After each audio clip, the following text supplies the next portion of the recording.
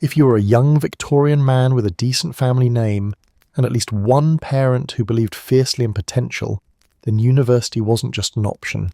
It was your destiny, your future, and your father's favourite conversation topic at dinner parties.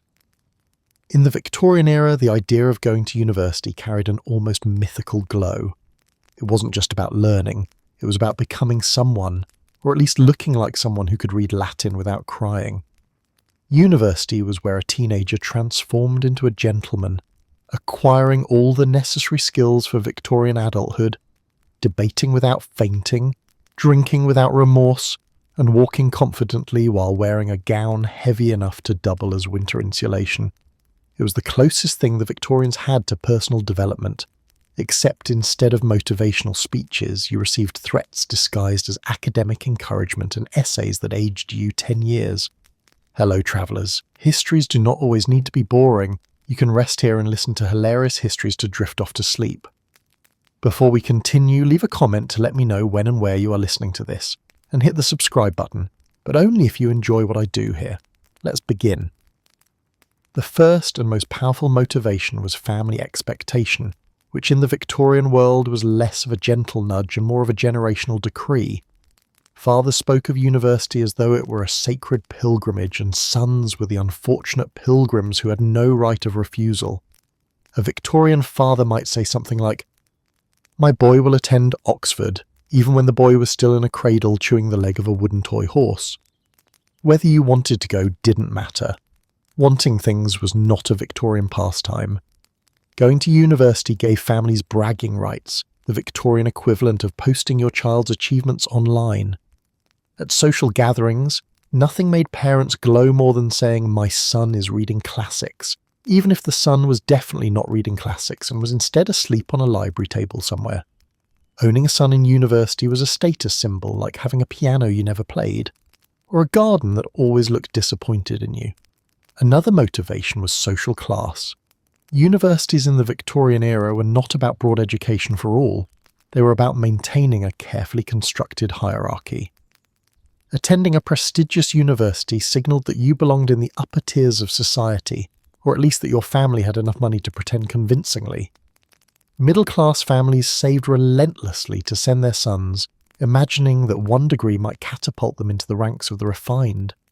University was viewed as a ladder, even if the ladder was missing several rungs and wobbled violently at the slightest breeze. But class wasn't just a factor, it was a filter. Working-class students almost never had the opportunity to attend, unless they were exceptional scholarship recipients or possessed the academic equivalent of superpowers. Even then, they faced the subtle hostility of people who looked at them as though they'd wandered into the wrong theatre performance. If you didn't have the right accent, the right clothing, or the right family background, university life could feel like attending a masquerade ball without a mask. Still, there were students who genuinely wanted to be there. Some craved intellectual stimulation, hoping university life would open the world of ideas. These were the true scholars, the ones who valued debate, research, and the thrill of uncovering new knowledge, though even they occasionally reconsidered their life choices, while translating yet another ancient text with ink-stained fingers. Others dreamed of careers that required degrees: medicine, law, clergy, academia. Victorian society loved expertise, especially if it came wrapped in a diploma and sprinkled with the scent of old books. There were also students who viewed university as a sort of elongated gap year, a socially acceptable period where you were technically working toward your future but mostly avoiding it. These young men approached university with optimism, then quickly discovered that the combination of expectations, pressure, and the occasional metaphysical crisis was not as glamorous as they'd been led to believe. Still, it beat getting a real job too early. Anything beat that. And then come the expectations, the heavy, invisible backpack every Victorian student carried. You were expected to succeed not only for yourself, but for your entire family lineage. If you failed, you didn't just disappoint your parents, you disappointed your ancestors. Imagine the pressure of knowing you might ruin the emotional stability of 15 generations by writing a bad essay. Victorians also believed university shaped character. Your professors weren't just teaching you, they were supposedly forging your gentlemanly virtues, discipline, logic, self-restraint, and the ability to pretend you understood metaphors. University was meant to polish you into a refined citizen of the empire, someone who could run a business, govern an estate, or at least not embarrass the family during afternoon tea. But in truth, many students went simply because it was the default path for their class. A conveyor belt that whisked them from childhood into adulthood with minimal decision-making required. It wasn't about passion, it was about position, about standing in society, about becoming the sort of man who looked respectable in a portrait. And so the dream of higher learning wasn't always about learning. It was about identity, pride, pressure, hope, and the intense Victorian desire to be taken seriously by people who had too much free time. The good news, you're going to university. The bad news, your father already told everyone within a 5-mile radius. So you can't back out now. Before you could stroll into a Victorian university wearing an academic gown that felt like a portable steam tent, you had to pass through the Serre, metaphorically and sometimes literally. Admissions in the Victorian era were less about paperwork and more about surviving intellectual gladiator combat. Think of it as an early academic Hunger Games, except instead of running for your life, you were sprinting through declensions and Greek grammar. The first obstacle, entrance exams, the academic wall that stood between you and the privilege of freezing in ancient lecture halls for the next several years. Victorian entrance exams weren't just difficult. They were specifically engineered to break your spirit and reveal whether you were truly worthy of academic suffering. And nothing, absolutely nothing, mattered more than your command of the classics, Greek and Latin, the languages that had haunted British schoolboys for centuries. If you couldn't translate a line of Horace or Virgil, your university dreams evaporated instantly. One moment you were imagining yourself attending formal dinners and quoting philosophy. The next, you were realizing you couldn't even identify the verb tense in a sentence about Roman farming techniques. Students often describe these exams as character building, though most of them meant trauma-inducing. The examiners rarely offered encouragement. Their faces remained fixed in expressions that said, "Show me your soul, amigo," preferably in dative case. To prepare, aspiring applicants spent years drilling classical grammar under schoolmasters whose teaching style fell somewhere between stern lecture and mild psychological warfare. A typical student's day involved copying passages, memorizing conjugations, reciting declensions aloud, and praying to whichever Roman deity governed academic survival. Sometimes the exams included questions only vaguely related to the texts themselves, such as discuss the philosophical mood of this agricultural metaphor. Many students simply guessed, hoping the examiner would admire their confidence if not their accuracy. But classical knowledge wasn't the only test. Mathematics lurked in the shadows, ready to ambush unsuspecting candidates. Algebra, geometry, and arithmetic formed the numerical gauntlet many students trudged through reluctantly. If Latin made you cry, mathematics made you question your entire life trajectory. A few universities even included logic questions, not practical logic, mind you, but the sort of confusing syllogisms that left students mumbling, "If Socrates is mortal and I am mortal, does that make me Socrates?" None of the examiners found that joke funny. Though academics dominated admissions, character could also be evaluated, loosely, inconsistently, and entirely based on what the examiners thought good character looked like that day. A student with the right accent, grooming, and confidence received the benefit of the doubt, while a nervous boy with ink-stained fingers might find himself judged before he even opened his mouth.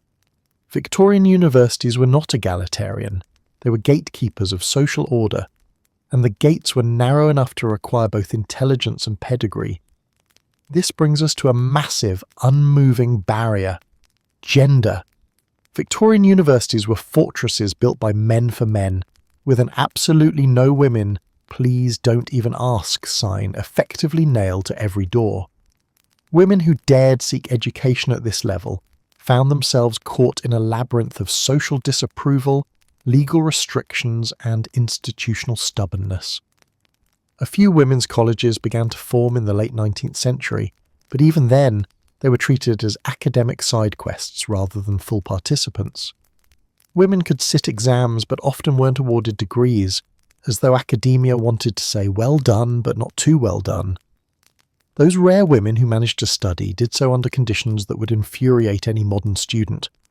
Barred from certain libraries, excluded from debates, and often forced to learn from behind screens, literally, so the presence of women in wouldn't distract the young men. In short, the Victorian university system viewed women as an academic threat greater than failed Latin translation. Even among men, the question of who was allowed in was tightly bound to social class. Wealthy families could afford the finest preparatory schools, private tutors, and all the necessary books, even though Victorian textbooks tended to weigh more than small livestock. These students strolled into exams with confidence and occasionally even understanding. Middle-class candidates worked far harder and often entered under immense financial pressure, knowing that a university degree could elevate the entire family's status. They studied with urgency, partly ambition, partly fear. Working-class applicants existed mostly as exceptions, not norms. Scholarships opened small doors, but cultural and financial barriers loomed large. Even when brilliant boys managed to pass, they encountered reactions ranging from suspicious approval to open condescension. Universities claimed to value merit, but only if merit came with the right accent and a history of long-distance familiarity with Latin dictionaries. One final hurdle was recommendations, a Victorian ritual in which authority figures assessed your character and potential. These letters often read like coded social signals. "This young man is diligent" meant he won't embarrass you, while "he has enthusiasm" likely meant he tries, but please don't blame me if he fails. To be admitted, you needed the right subjects, the right performance, the right social cues, and occasionally the right connections, because even in the world of academia, strings were pulled as often as quills. If you passed the exams and made it through the gates, congratulations. You were now qualified to spend several years being confused by lectures instead of entrance exams. But if you failed, well, let's just say your dreams of Victorian university life ended faster than your social prospects at your father's next dinner party. Nothing truly prepares a Victorian freshman, or fresher, as upperclassmen called you, with a mix of pity and amusement, for the moment you step onto campus for the first time. Whether you arrived by train, carriage, or on foot carrying luggage that weighed more than your academic ambitions, the first sight of the university struck you like a revelation. Towering buildings of soot-darkened stone, windows that had witnessed more centuries than your entire family tree, and archways that looked like they'd crumble if you breathed too hard. But somehow they stood firm, radiating an ancient prestige that said, "Thousands have suffered here before you. Welcome to the club." What hit you next was the cell. It was the signature fragrance of a Victorian university, a mixture of damp stone, old books, extinguished candles, and ambition slowly fermenting in the hallways. Some students insisted they could detect notes of medieval dust, stale ink, and possibly a hint of ghostly disappointment lingering in the corridors. Whether or not you believed in spirits, one fact was undeniable. Something in those buildings had been rotting for centuries, and it probably had tenure. Your luggage was barely inside the gate before tradition began smacking you in the face. Victorian universities adored tradition the way modern people adore complaining about taxes, passionately and without restraint. Every college had its own rules, ceremonies, customs, and unspoken expectations, many of which were explained only after you'd accidentally broken them. For instance, walking across certain lawns was forbidden. Not discouraged, not frowned upon, but forbidden, as though touching the grass would cause the universe to implode. Freshmen learned this the hard way when a stern porter appeared out of thin air shouting, "Sir, the lawn is not for mortal feet." Your first task was usually reporting to the porter's lodge, a room where a man with an impressive moustache and an even more impressive sense of authority handed you keys, warnings, and very little guidance. Porters acted as a combination of security guard, doorman, rule enforcer, gossip source, and unofficial judge of student behaviour. If you asked too many questions, they'd simply raise an eyebrow so heavy it could anchor a ship, This eyebrow communicated. Figure it out, boy. We all did. Then came the room assignment, a moment of pure Victorian suspense. Would you receive an airy chamber overlooking a courtyard, or a dim dungeon-like box located somewhere the sun forgot existed? Freshmen usually received the latter. Your new home often had uneven floors, a fireplace that smoked more than it heated, and walls so thin you could hear your neighbour breathe, sneeze, and question his life choices at 2 a.m. The good news? The room had character. The bad news? It was the kind of character that made you consider writing a formal apology to your future self. Once you had located your room, usually after getting lost in the 3 identical staircases and accidentally opening a door onto a bewildered Don's private study, the next challenge was meeting the senior students. Upperclassmen moved through the halls with an ease that freshmen envied and feared.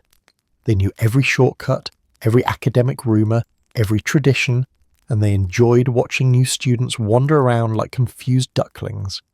Some seniors were kind and offered helpful advice such as, never sit in the front row unless you want the professor to stare directly into your soul, or avoid the west stairwell at night.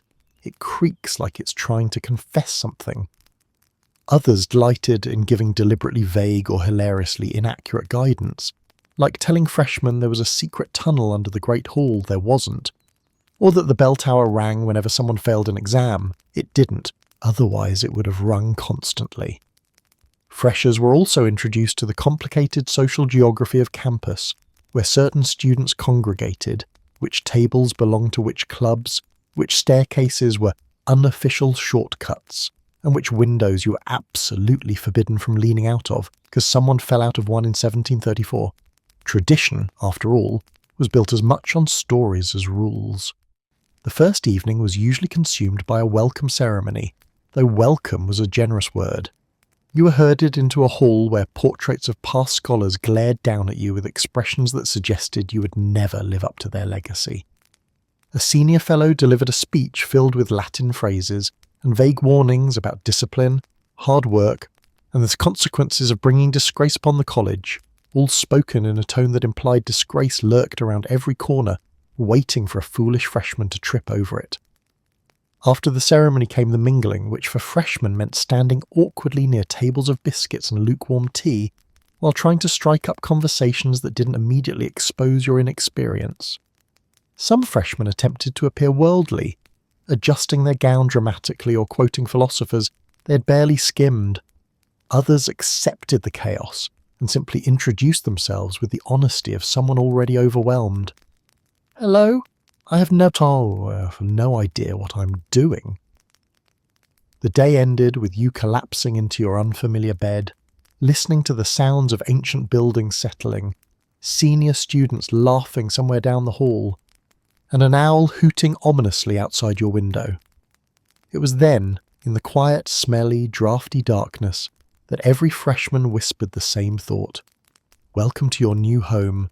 Please ignore the centuries-old odour of wet stone and ambition.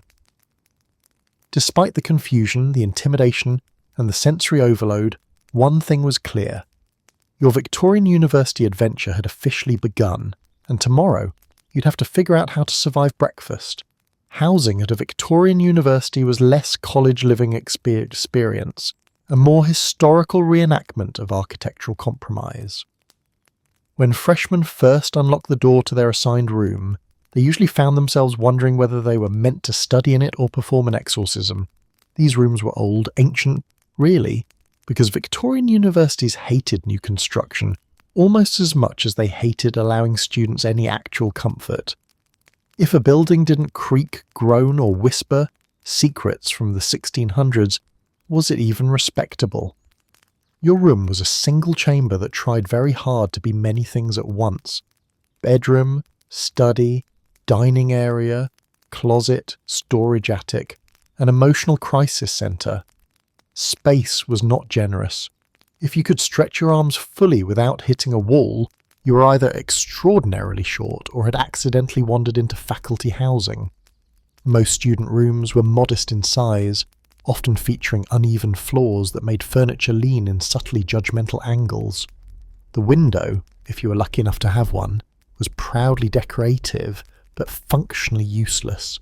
It let in just enough light to remind you the sun still existed, but not enough to let you actually see your notes without squinting. And it certainly didn't open. Fresh air was considered a luxury, or perhaps a moral hazard, depending on whom you asked. If your room had been assigned centuries earlier as a monk's study or a storage closet for medieval produce, that was simply part of the character. Heating was the arch nemesis of Victorian student life. Each room had its own fireplace, which sounded charming until you tried to use it. First, you needed coal, something the college provided only sparingly as though they feared encouraging decadent warmth.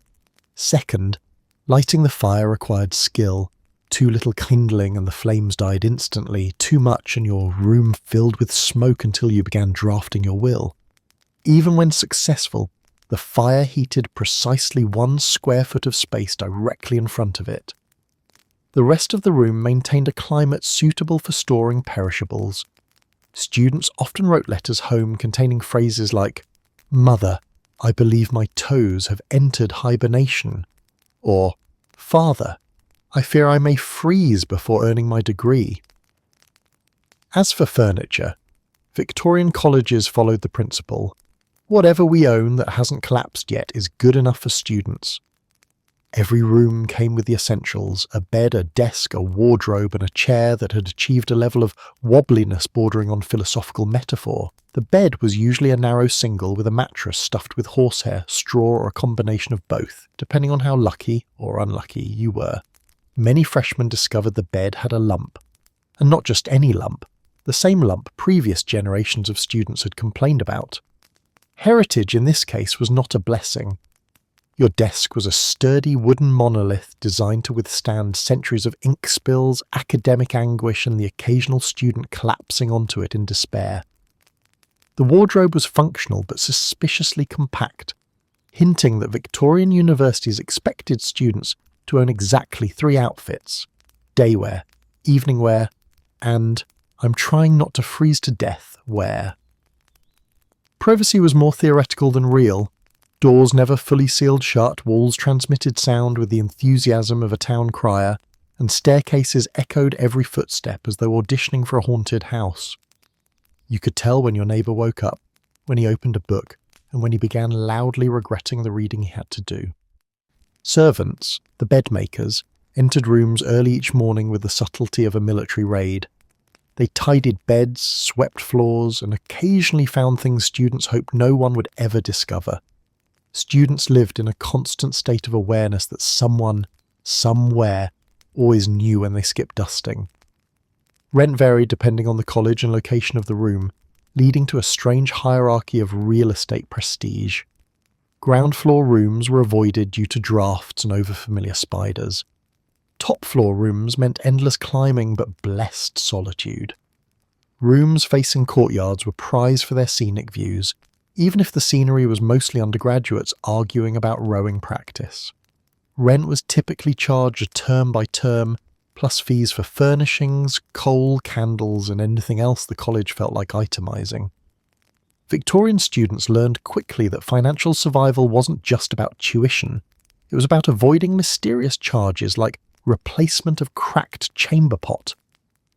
Did students complain? Constantly. But they also adapted. They stuffed fabric under doors to block drafts. They rearranged furniture to create microclimates of warmth. They layered blankets until sleeping felt like being smothered by a well-meaning woolen avalanche. And they developed an odd affection for their shabby rooms, because despite the discomfort, those rooms became the stage for friendships, all-night studying, and questionable decision-making. A Victorian student room wasn't glamorous, but it was memorable. It tested your resilience, your creativity, and your ability to survive temperatures normally reserved for meat storage. The good news? Your room had a window. The bad news? It was more symbolic than functional. Still, it was home, at least until the coal ran out again.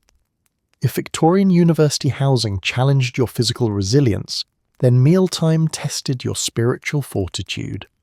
Walking into the college dining hall for the first time felt like stepping into a medieval banquet hosted by people who had never actually tasted food before. The hall was enormous, echoing, and usually cold enough to make your breath visible. A reminder that even meals came with a side of mild hypothermia.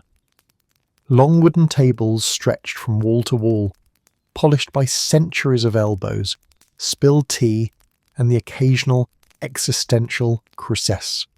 Portraits of past scholars glared down at you from above, their expressions silently judging your table manners, posture, and probably your entire life. Candles flickered along the table, creating an atmosphere that was equal parts tradition and fire hazard. Meals followed a strict schedule: breakfast, dinner, and supper. Lunch was a modern luxury Victorians hadn't fully committed to yet, so students simply powered through the afternoon using concentration, determination, and rising confusion. The main event was the daily dinner served in the hall, where you joined hundreds of other students in one synchronized ritual of eating etiquette and questioning the definition of edible. Let's start with the food. Victorian university meals were not known for their quality. In fact, the food was so unreliable, students approached every dish with caution.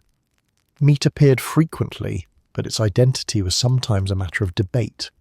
Beef, mutton, something that once grazed, hard to say. Mystery meat became a resident of the dining hall, showing up in pies, stews, roasts, and occasionally in forms that defied classification. You learned quickly that chef special meant brace yourself. Vegetables didn't always fare better. Potatoes were a staple, though often boiled into a texture best described as emotionally defeated. Cabbage turned up repeatedly, because nothing says academic excellence like a plate of cabbage that has clearly witnessed things. Puddings were common and often lumpy, dense, and determined to stick to your ribs for the next 8 hours. But the real challenge wasn't the food itself. It was eating it correctly. Victorian universities thrived on tradition, and nowhere was tradition more aggressively enforced than at the dining table. Students were expected to follow elaborate rules of etiquette, as though they were dining with royalty rather than with other exhausted undergraduates. Cutlery had to be held just so, elbows kept firmly off the table, and chewing performed discreetly enough to make it seem like you weren't consuming anything at all. Conversation was allowed, but only the polite kind: academic topics, classical references, observations about the weather, and anything that made you sound more intelligent than you felt. Laughing too loudly, talking too casually, or expressing an opinion that was not at least 150 years outdated could earn you a few raised eyebrows and, in severe cases, the silent judgment of an entire table. High table, where the professors sat on a raised platform like academic royalty, introduced even more ceremony. Students were expected to rise when the dons entered, and only sit once the highest-ranking academic had lowered himself into his chair with the measured dignity of someone aware he was being watched. The entire dining hall moved like a perfectly synchronized performance, except for the freshmen, who inevitably stood, sat, or reached for cutlery at the wrong moment and spent the evening pretending they meant to. The service itself was handled by college servants who moved swiftly and silently, placing plates down with an efficiency that suggested years of experience in avoiding student chaos. They delivered dishes, cleared plates, poured water, and occasionally delivered looks that said, "Eat it, we all had to." Despite the grand tradition, the food remained stubbornly unpredictable. Some days you received a pleasant surprise, like fresh bread or a stew that seemed vaguely nutritious. Other days, the meal appeared to be conducting its own quiet rebellion. Students shared informal warnings. Avoid anything with a wobble. If it glistens, pray. If the person next to you pokes it and it pokes back, abandon ship. Supper, served late in the evening, was lighter, but not necessarily safer. Cold meats, bread, cheese, and various comfort foods made an appearance. But comfort was relative. Some cheeses were so aged they deserved their own degree. And yet, for all its flaws, the dining hall had a certain charm. It was where friendships formed, alliances forged, jokes whispered, and lectures dissected. The long tables saw louder laughter than professors approved of, quieter confessions than priests could imagine, and enough student gossip to power entire social ecosystems. Mealtime was a moment of pause, a break from academic pressure, a gathering of weary scholars united by hunger and hope. Even if the food didn't nourish the body, it certainly nourished the experience.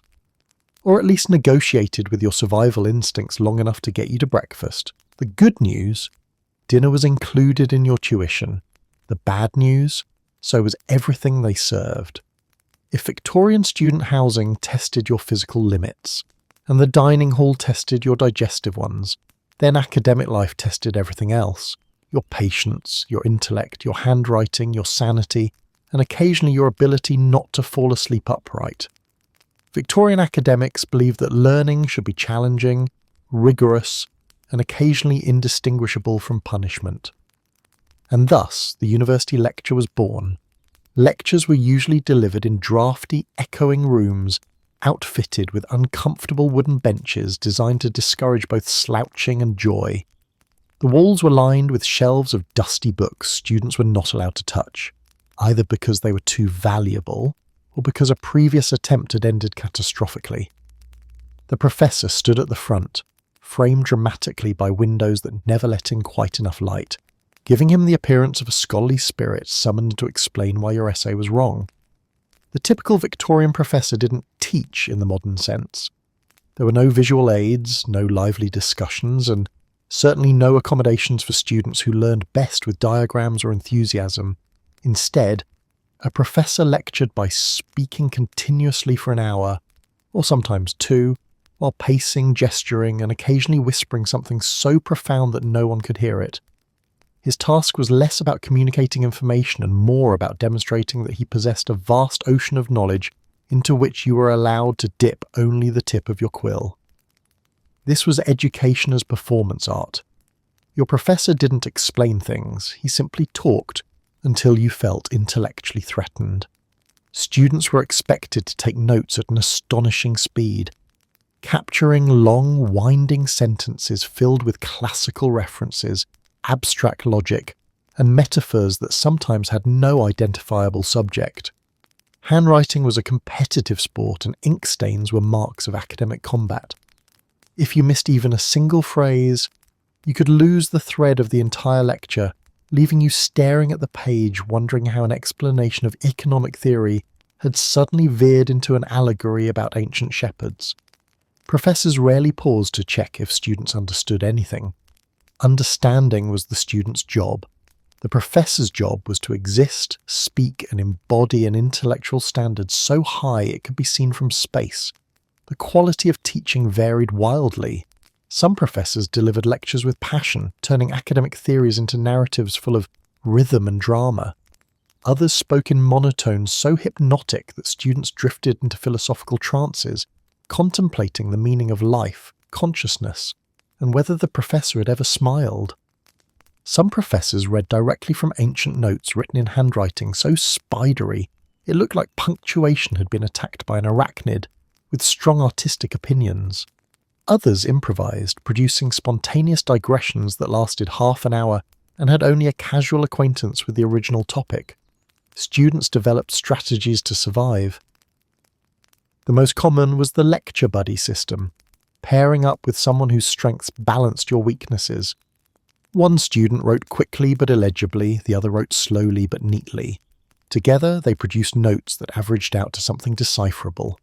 Some students took turns staying awake, nudging each other whenever the professor said something important or whenever someone's snoring became too noticeable. Lecture frequency depended on your subject. Theology students endured endless discourse on doctrine. Classic students were buried in analyses of ancient texts. Science students, poor, sleep-deprived creatures, heard about discoveries still being debated, tested, or mistranslated. And mathematics students faced a special academic ordeal. Professors who assumed that writing formulas on the board constituted teaching, even when half the room couldn't see the chalk from behind a column that had been inconveniently placed in 1423. Expectations were sky high. Victorian academic culture believed rigour built character, and character built empire, or at least built people who could complain about empire in articulate Latin.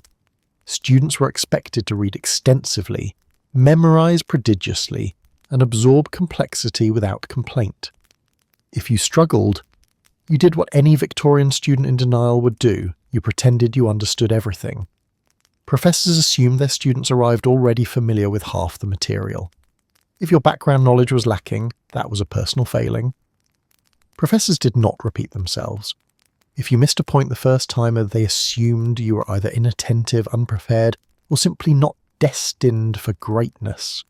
The phrase, "Could you explain that again?" did not exist. Not because students didn't need clarification, but because they valued survival. And yet, despite its intimidating structure, Victorian academic life had an undeniable rhythm. Students discovered certain professors who were genuinely inspiring. Men who loved their subjects so fiercely their enthusiasm crackled through the room. When they spoke, students leaned in, captivated by the energy of ideas. These lectures made university life worth enduring. They were windows, actual metaphorical windows, that showed students the world beyond the dusty halls, the expanding frontiers of knowledge, and the thrilling promise that learning could transform society. Still, for every brilliant lecture, there were 5 where you emerged with nothing but cramped fingers and the vague sense that you had aged 10 years. Academic life demanded endurance, curiosity, discipline, and the occasional talent for deciphering metaphors so complicated they made ancient riddles look friendly. It was a world where professors ruled with quills, chalk and eyebrows, capable of communicating disappointment from 50 paces. The good news, you were being shaped into a scholar. The bad news, you were expected to do it entirely through inference while the professor spoke in riddles. If lectures made you feel like a spectator at your own education, then supervisions, those intimate tutoring sessions Victorian universities adored, made you feel like a participant held personally responsible for the success of Western civilization. These meetings were designed to provide individual academic support, but in practice they frequently provided a weekly opportunity to experience existential dread in a small book-crammed room. Every student was assigned a tutor, usually a stern-faced academic whose life's mission was to peer directly into your soul and assess how well you understood Plato. The tutor was not simply an instructor. He was a guide, a judge, a mentor, and occasionally a prosecutor. His job was to shape your intellectual development. Your job was to avoid disappointing him, something Victorian students managed with varying degrees of success. Tutors typically scheduled one-on-one or small group sessions, known as supervisions, where students were expected to discuss the week's reading. By discuss, the tutor usually meant defend your understanding with the courage of a man facing a duel at dawn. These sessions were held in rooms so densely packed with books that one suspected the walls were load-bearing shelves. The air often smelled of ink, old paper, and mild academic disapproval. Supervisions were nothing like lectures. There was no hiding at the back, no pretending you were taking notes while organising your thoughts about lunch. No blending into the crowd of students equally confused by the professor's metaphors. Here, the tutor sat close enough to count the strained wrinkles of concentration on your forehead.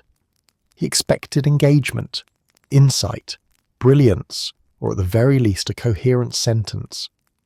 Unfortunately, tutors tended to ask questions so specific, so absurdly precise, that even the original author of the text would have paused and said, "I'm not sure that's what I meant." You might arrive having read an entire chapter, only for your tutor to lean forward and ask, "What is the significance of the comma placement in line 4 of the second paragraph?" Suddenly, you found yourself mourning every life choice that had brought you to this moment. Victorian students developed a skill known as the art of academic bluffing, perfected over late-night crises and desperate prayers. Bluffing required 3 fundamental techniques. Say something that sounds profound but is ambiguous enough to escape interrogation.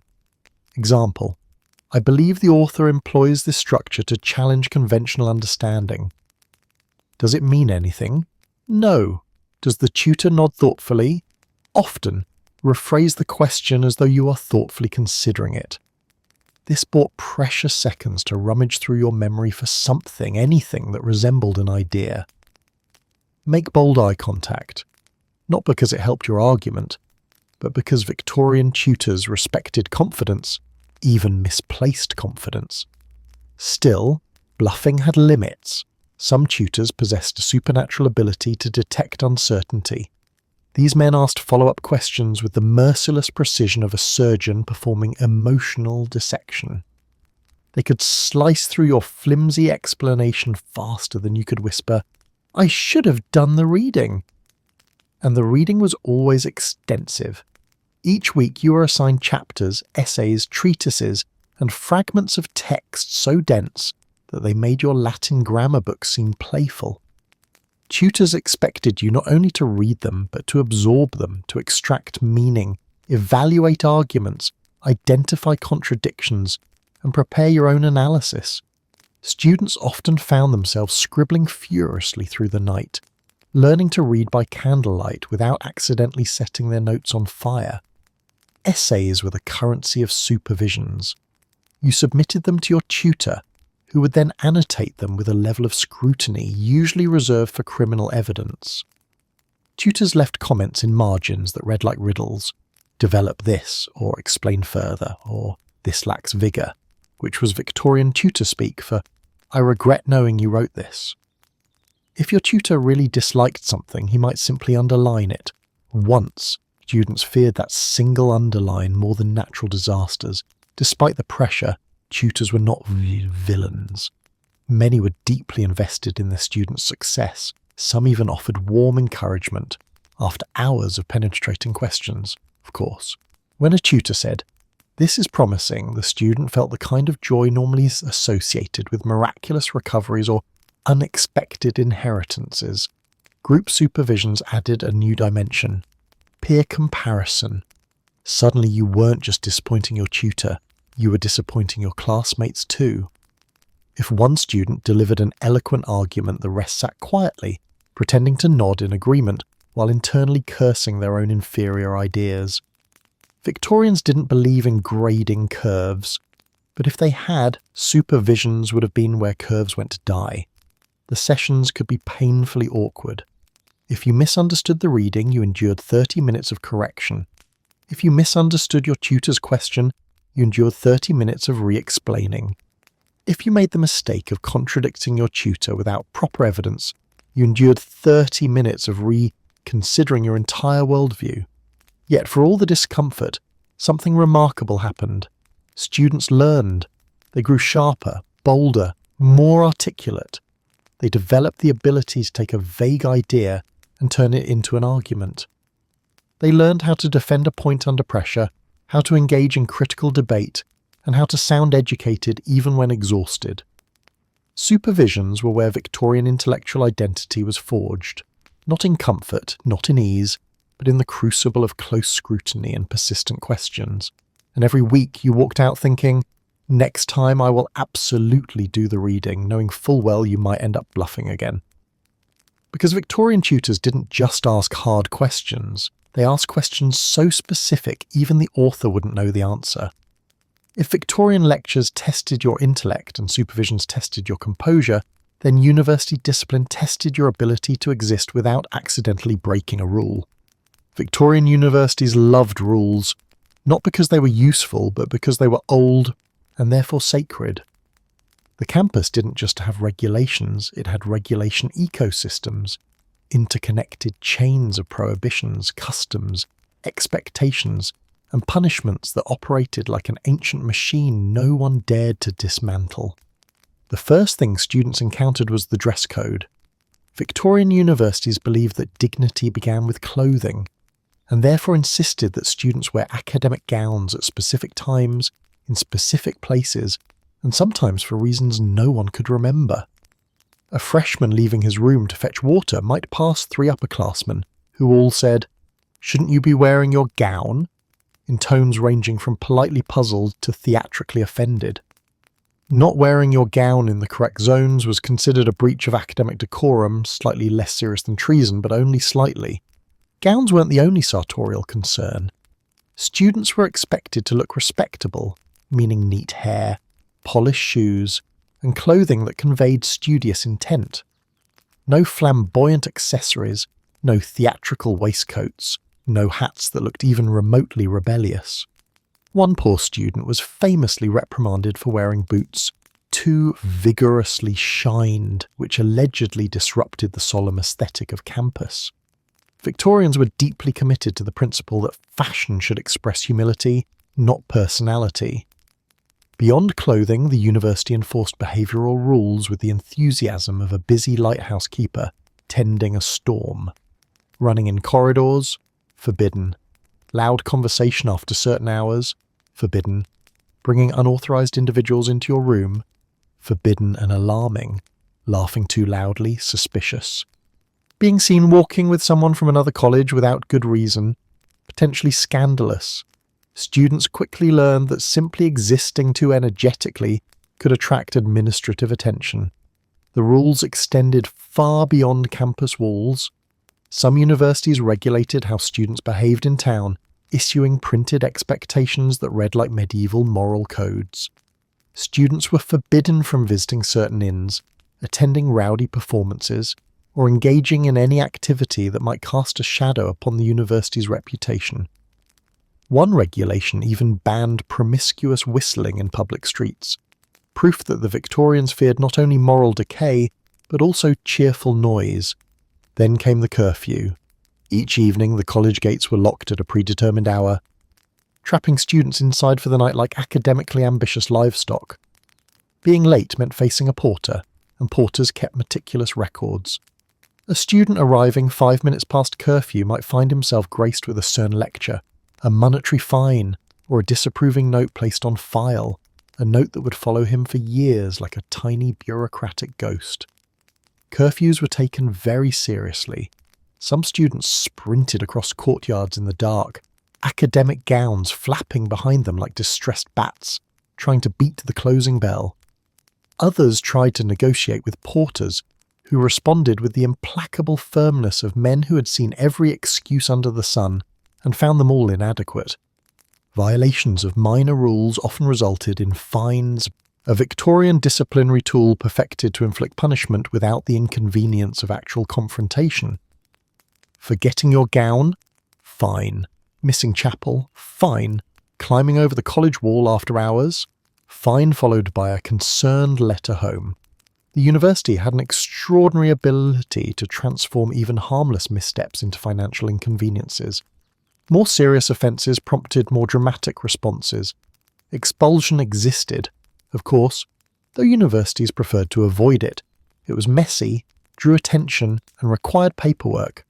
Instead, they relied on subtler methods, stern warnings, summonses to the dean, and those exquisitely crafted, aggressively polite letters to parents.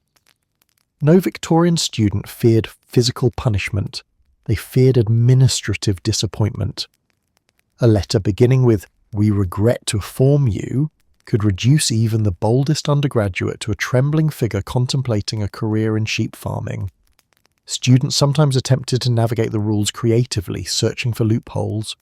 One clever group discovered that while visiting a band tavern was prohibited, standing just outside it was technically permissible.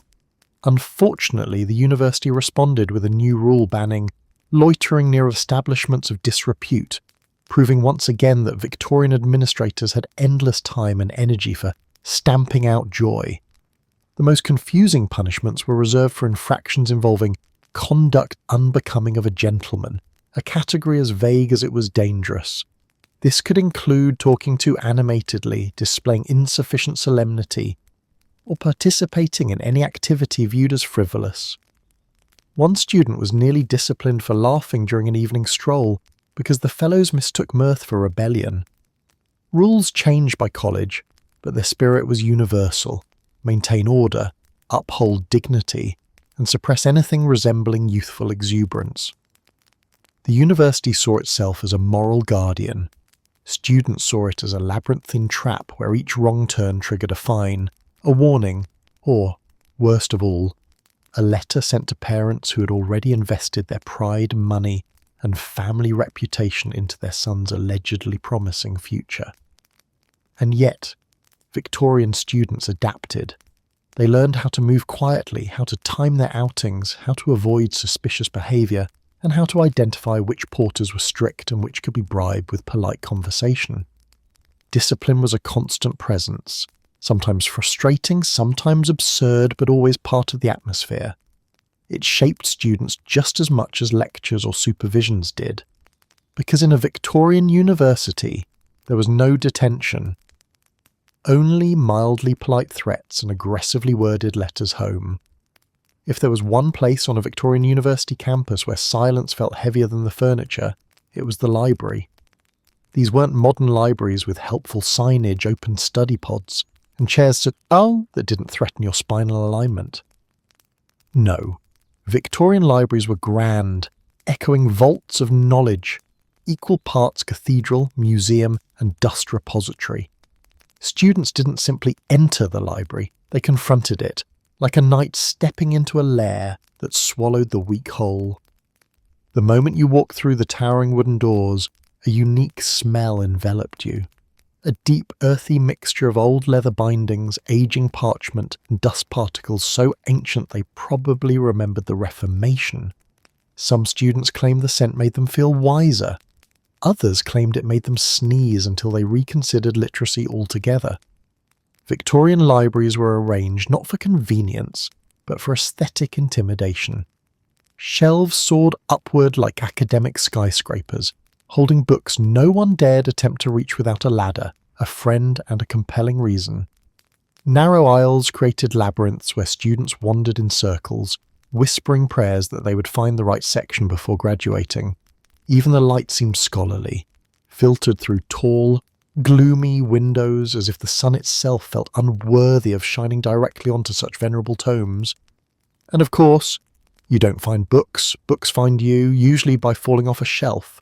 This was not a joke. Victorian libraries housed so many unstable stacks that browsing the wrong corner occasionally resulted in a rain of manuscripts older than your entire family lineage. But navigating the library required more than courage. It required rule-following of the highest order, because Victorian librarians were less like staff and more like guardians of the university's intellectual equilibrium. They enforced a long list of rules that students were expected to obey with religious devotion. First, no loud noises. This included talking, laughing, dropping books, breathing conspicuously, and, depending on the librarian, existing too audibly. If you creaked a floorboard, the librarian materialized instantly like an avenging spirit holding a quill. Second, no casual browsing. Students today might wander freely through shelves, but Victorian libraries treated browsing as a privilege reserved for those who already knew what they wanted.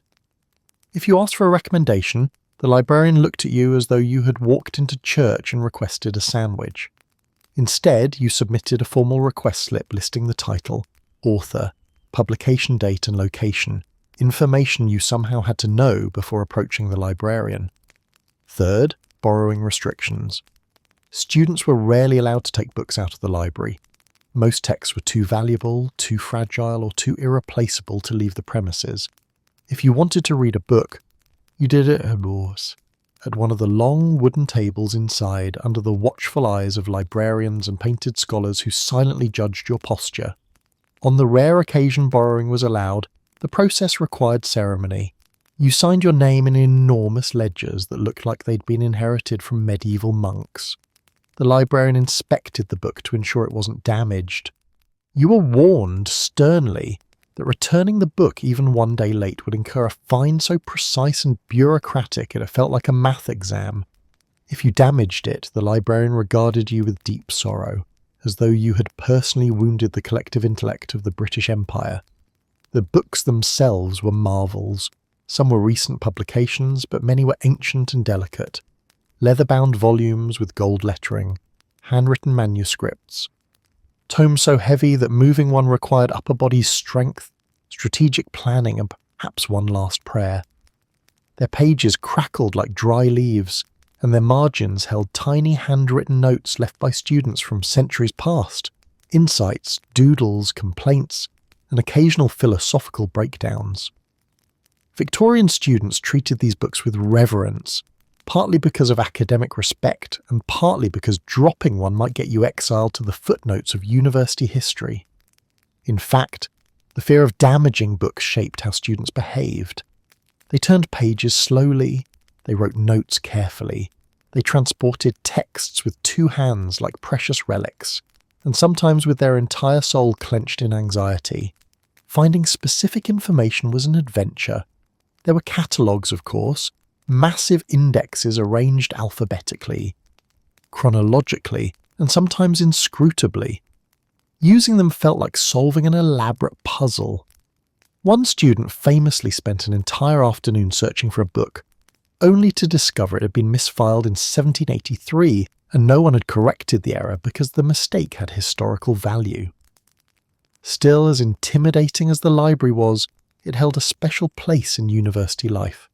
Students came to escape noisy dormitories, to chase inspiration, or simply because their tutor expected them to produce an essay by tomorrow morning. They sat hunched over books for hours, copying passages, sketching diagrams, or whispering to themselves in the faint hope of conjuring understanding through sheer desperation. The library was also where students encountered ideas that reshaped their thinking, where discoveries were made, where doubts took shape, where ambitions were born. It was a place of quiet transformation, even if that transformation occasionally involved developing allergies to century-old dust. And despite the endless rules, the fearsome librarians, and the mildly dangerous shelves, students grew fond of the place. They joked about getting lost in the stacks. They formed unofficial study alliances at certain tables. They even began to enjoy the meditative silence, right up until someone coughed and the librarian materialized like a thundercloud. Victorian libraries weren't just repositories of knowledge, they were monuments to it, and surviving them was a rite of passage. Because at a Victorian university you didn't find books, books found you, usually by falling off a shelf when you least expected it. If lectures were where your mind was tested, and the dining hall was where your stomach was challenged, then societies were where your reputation was forged.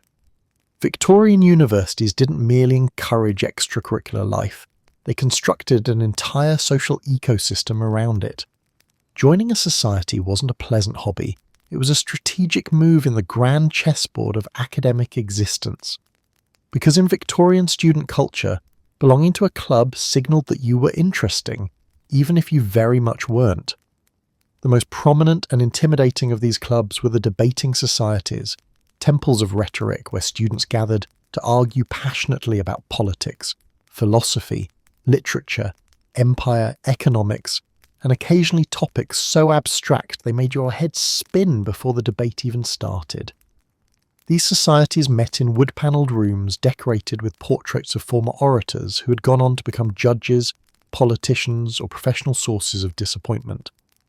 Debates followed rigid formats, complete with motions, proposers, opposers, and audience members who clapped politely even when they disagreed violently.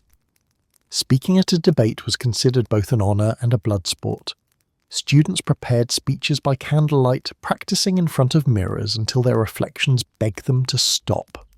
The best speakers delivered their arguments with such flair that they seemed ready to leap onto a table like actors performing a Shakespeare monologue. The worst speakers mumbled, turned red, and sat down with the haunted expression of someone who had just experienced spiritual combustion. Still, debate societies were wildly popular.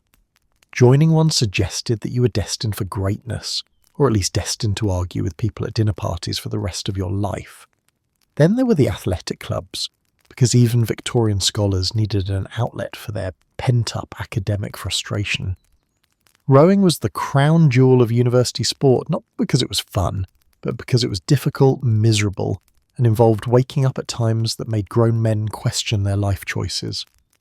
Rowers rose before dawn, stumbled sleepily toward the river, and spent hours attempting to synchronize their movements, while a cox shouted instructions with the energy of someone conducting a military operation.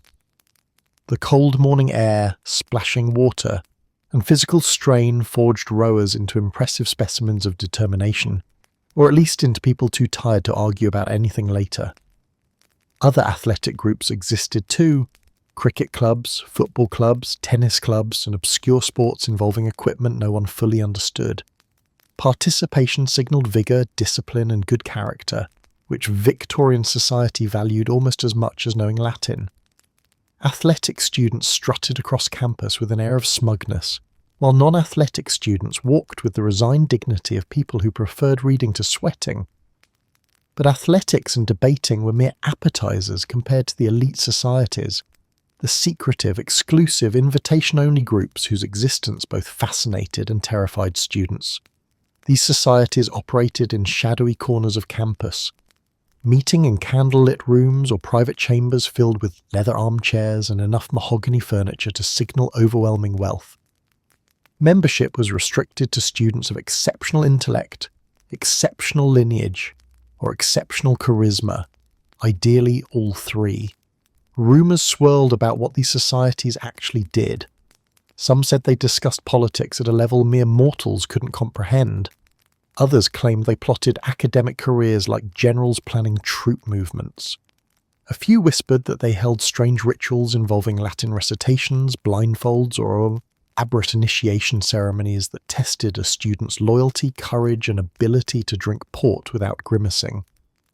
Being invited into one of these groups was a badge of honour so shiny it practically glowed. Members were instantly elevated in the university's social hierarchy. Doors opened for them, literal and metaphorical. Tutors praised them, porters nodded respectfully, underclassmen stared in awe, and even if the society did nothing more than drink wine and argue about obscure philosophy, its members walked the campus as if they controlled the tides of academia. But elite societies weren't the only social hubs. Victorian students formed clubs for nearly every interest imaginable. Literary societies that read aloud from poetry, scientific groups that conducted experiments with alarming enthusiasm, theological clubs that debated predestination until someone cried, music clubs filled with instruments perpetually out of tune, and drama groups whose performances were either transcendent or catastrophic but never boring. Each club required time, effort, and occasionally a small financial contribution that mysteriously increased every term. Yet membership provided students with a sense of identity, something more than just undergraduate number 3 and 14. Clubs gave them a place to belong, a chance to impress, and an opportunity to avoid returning to their cold rooms alone. Of course, joining too many societies was a recipe for academic disaster. It wasn't uncommon for a student to find himself attending debate meetings on Monday, rowing practice on Tuesday, literary club on Wednesday, and elite society gatherings on Thursday, all while pretending his supervision essay wasn't due Friday morning. Victorian time management was less about balance and more about frantic survival. Despite the chaos, societies were beloved. They were where friendships formed. Rivalries ignited and personalities blossomed. They gave students confidence, purpose, and most importantly, stories they would tell for decades. Because at a Victorian university your degree mattered, yes, but your club? That determined who you were. Joining a society wasn't optional. It was how you signalled that you were interesting, even if you weren't. If joining societies helped Victorian students pretend that they were interesting, joining sports teams helped them pretend they were immortal. And nowhere was this more dramatically performed than in the intense, sweat-filled, pride-soaked world of Victorian university athletics. Sport at a Victorian university was not an extracurricular activity. It was a cultural expectation, a performance of masculinity, and in some cases, a demonstration of how far you could push your body before it filed a complaint with the universe. The sport that dominated campus life, the sun, moon, and occasionally the moral compass of Victorian athletics, was rowing. Rowing was not simply a team activity. It was a way of life, a discipline, a religion conducted at dawn with oars instead of candles, and yelling instead of hymns. The university's obsession with rowing bordered on myth-making. Victorians believed rowing built character, stamina, teamwork, and an impressive ability to endure discomfort while pretending everything was fine, which coincidentally was also the guiding philosophy of the entire era. Each college maintained its own rowing crew, consisting of students who willingly rose before sunrise, stumbled half asleep toward the river, and climbed into long, narrow boats that looked unstable enough to capsize if someone sneezed. Once on the water, the crew practiced under the stern command of the coxswain, a small but terrifying figure who shouted instructions with the force of a military commander and the timing of a metronome forged in fear. Rowing practice was brutal. Students rowed for hours, muscles burning, breathing sharp in the cold morning air, mist rising around them like a metaphor for lost hope. Their legs ached, their backs screamed, and their arms moved with mechanical obedience until they collapsed onto shore in a state of noble exhaustion. Then they did it again the next morning, and the next. Exercise wasn't about health. It was about proving you could suffer better than the other colleges. But suffering had purpose, for Victorian universities held regattas, large, to raucous competitions where colleges battled for rowing supremacy. Rivalries ran deep. The pride of the entire college rested on the crew's performance. If your college won, you were heroes who walked through campus with the swagger of men who had personally conquered the Roman Empire. If you lost, you returned to campus in contemplative silence, hoping no one noticed you, or your defeated, soaking shoes. Rowing wasn't the only sport, though it often overshadowed everything else. Cricket, for example, was a beloved warm-weather pastime. Matches lasted entire afternoons, filled with leisurely batting, strategic field placements, and the gentle Victorian pastime of politely insulting the opposing team. Cricket demonstrated patience, precision, and the ability to stand in the sun for hours without losing consciousness, a valuable skill for any Victorian gentleman. Football, though still evolving into its modern form, emerged as another popular sport. Matches were chaotic, muddy, and occasionally violent, depending on how emotionally invested the participants were. These games often attracted onlookers whose sole purpose was to gasp theatrically whenever someone fell or shout unsolicited strategic advice, which was always ignored. There was also rugby, raw, physical, and occasionally resembling a brawl with academic oversight. Rugby players were admired, feared, and sometimes avoided altogether. They walked the campus with the calm confidence of men who had accepted pain as a lifestyle. Tennis, archery, fencing, and various track events rounded out the athletic landscape. Some students engaged in these pursuits for enjoyment. Others participated because Victorian society insisted that a well-rounded man needed intellectual brilliance and the ability to sprint across a lawn without collapsing. Sports also provided ample opportunities for showcasing masculinity, not the gentle, poetic masculinity of romantic literature, but the competitive, sweat-drenched, slightly unhinged Victorian kind. Participation in athletics signalled discipline, fortitude, and an admirable willingness to push oneself to the brink of physical ruin for the sake of college pride. The more a sport demanded suffering, the more respect it commanded. But nothing fueled Victorian sports like rivalries. Rivalries between colleges, rivalries between teams, rivalries between individual athletes who eyed each other dramatically across the quad. Entire student identities were tied to these rivalries.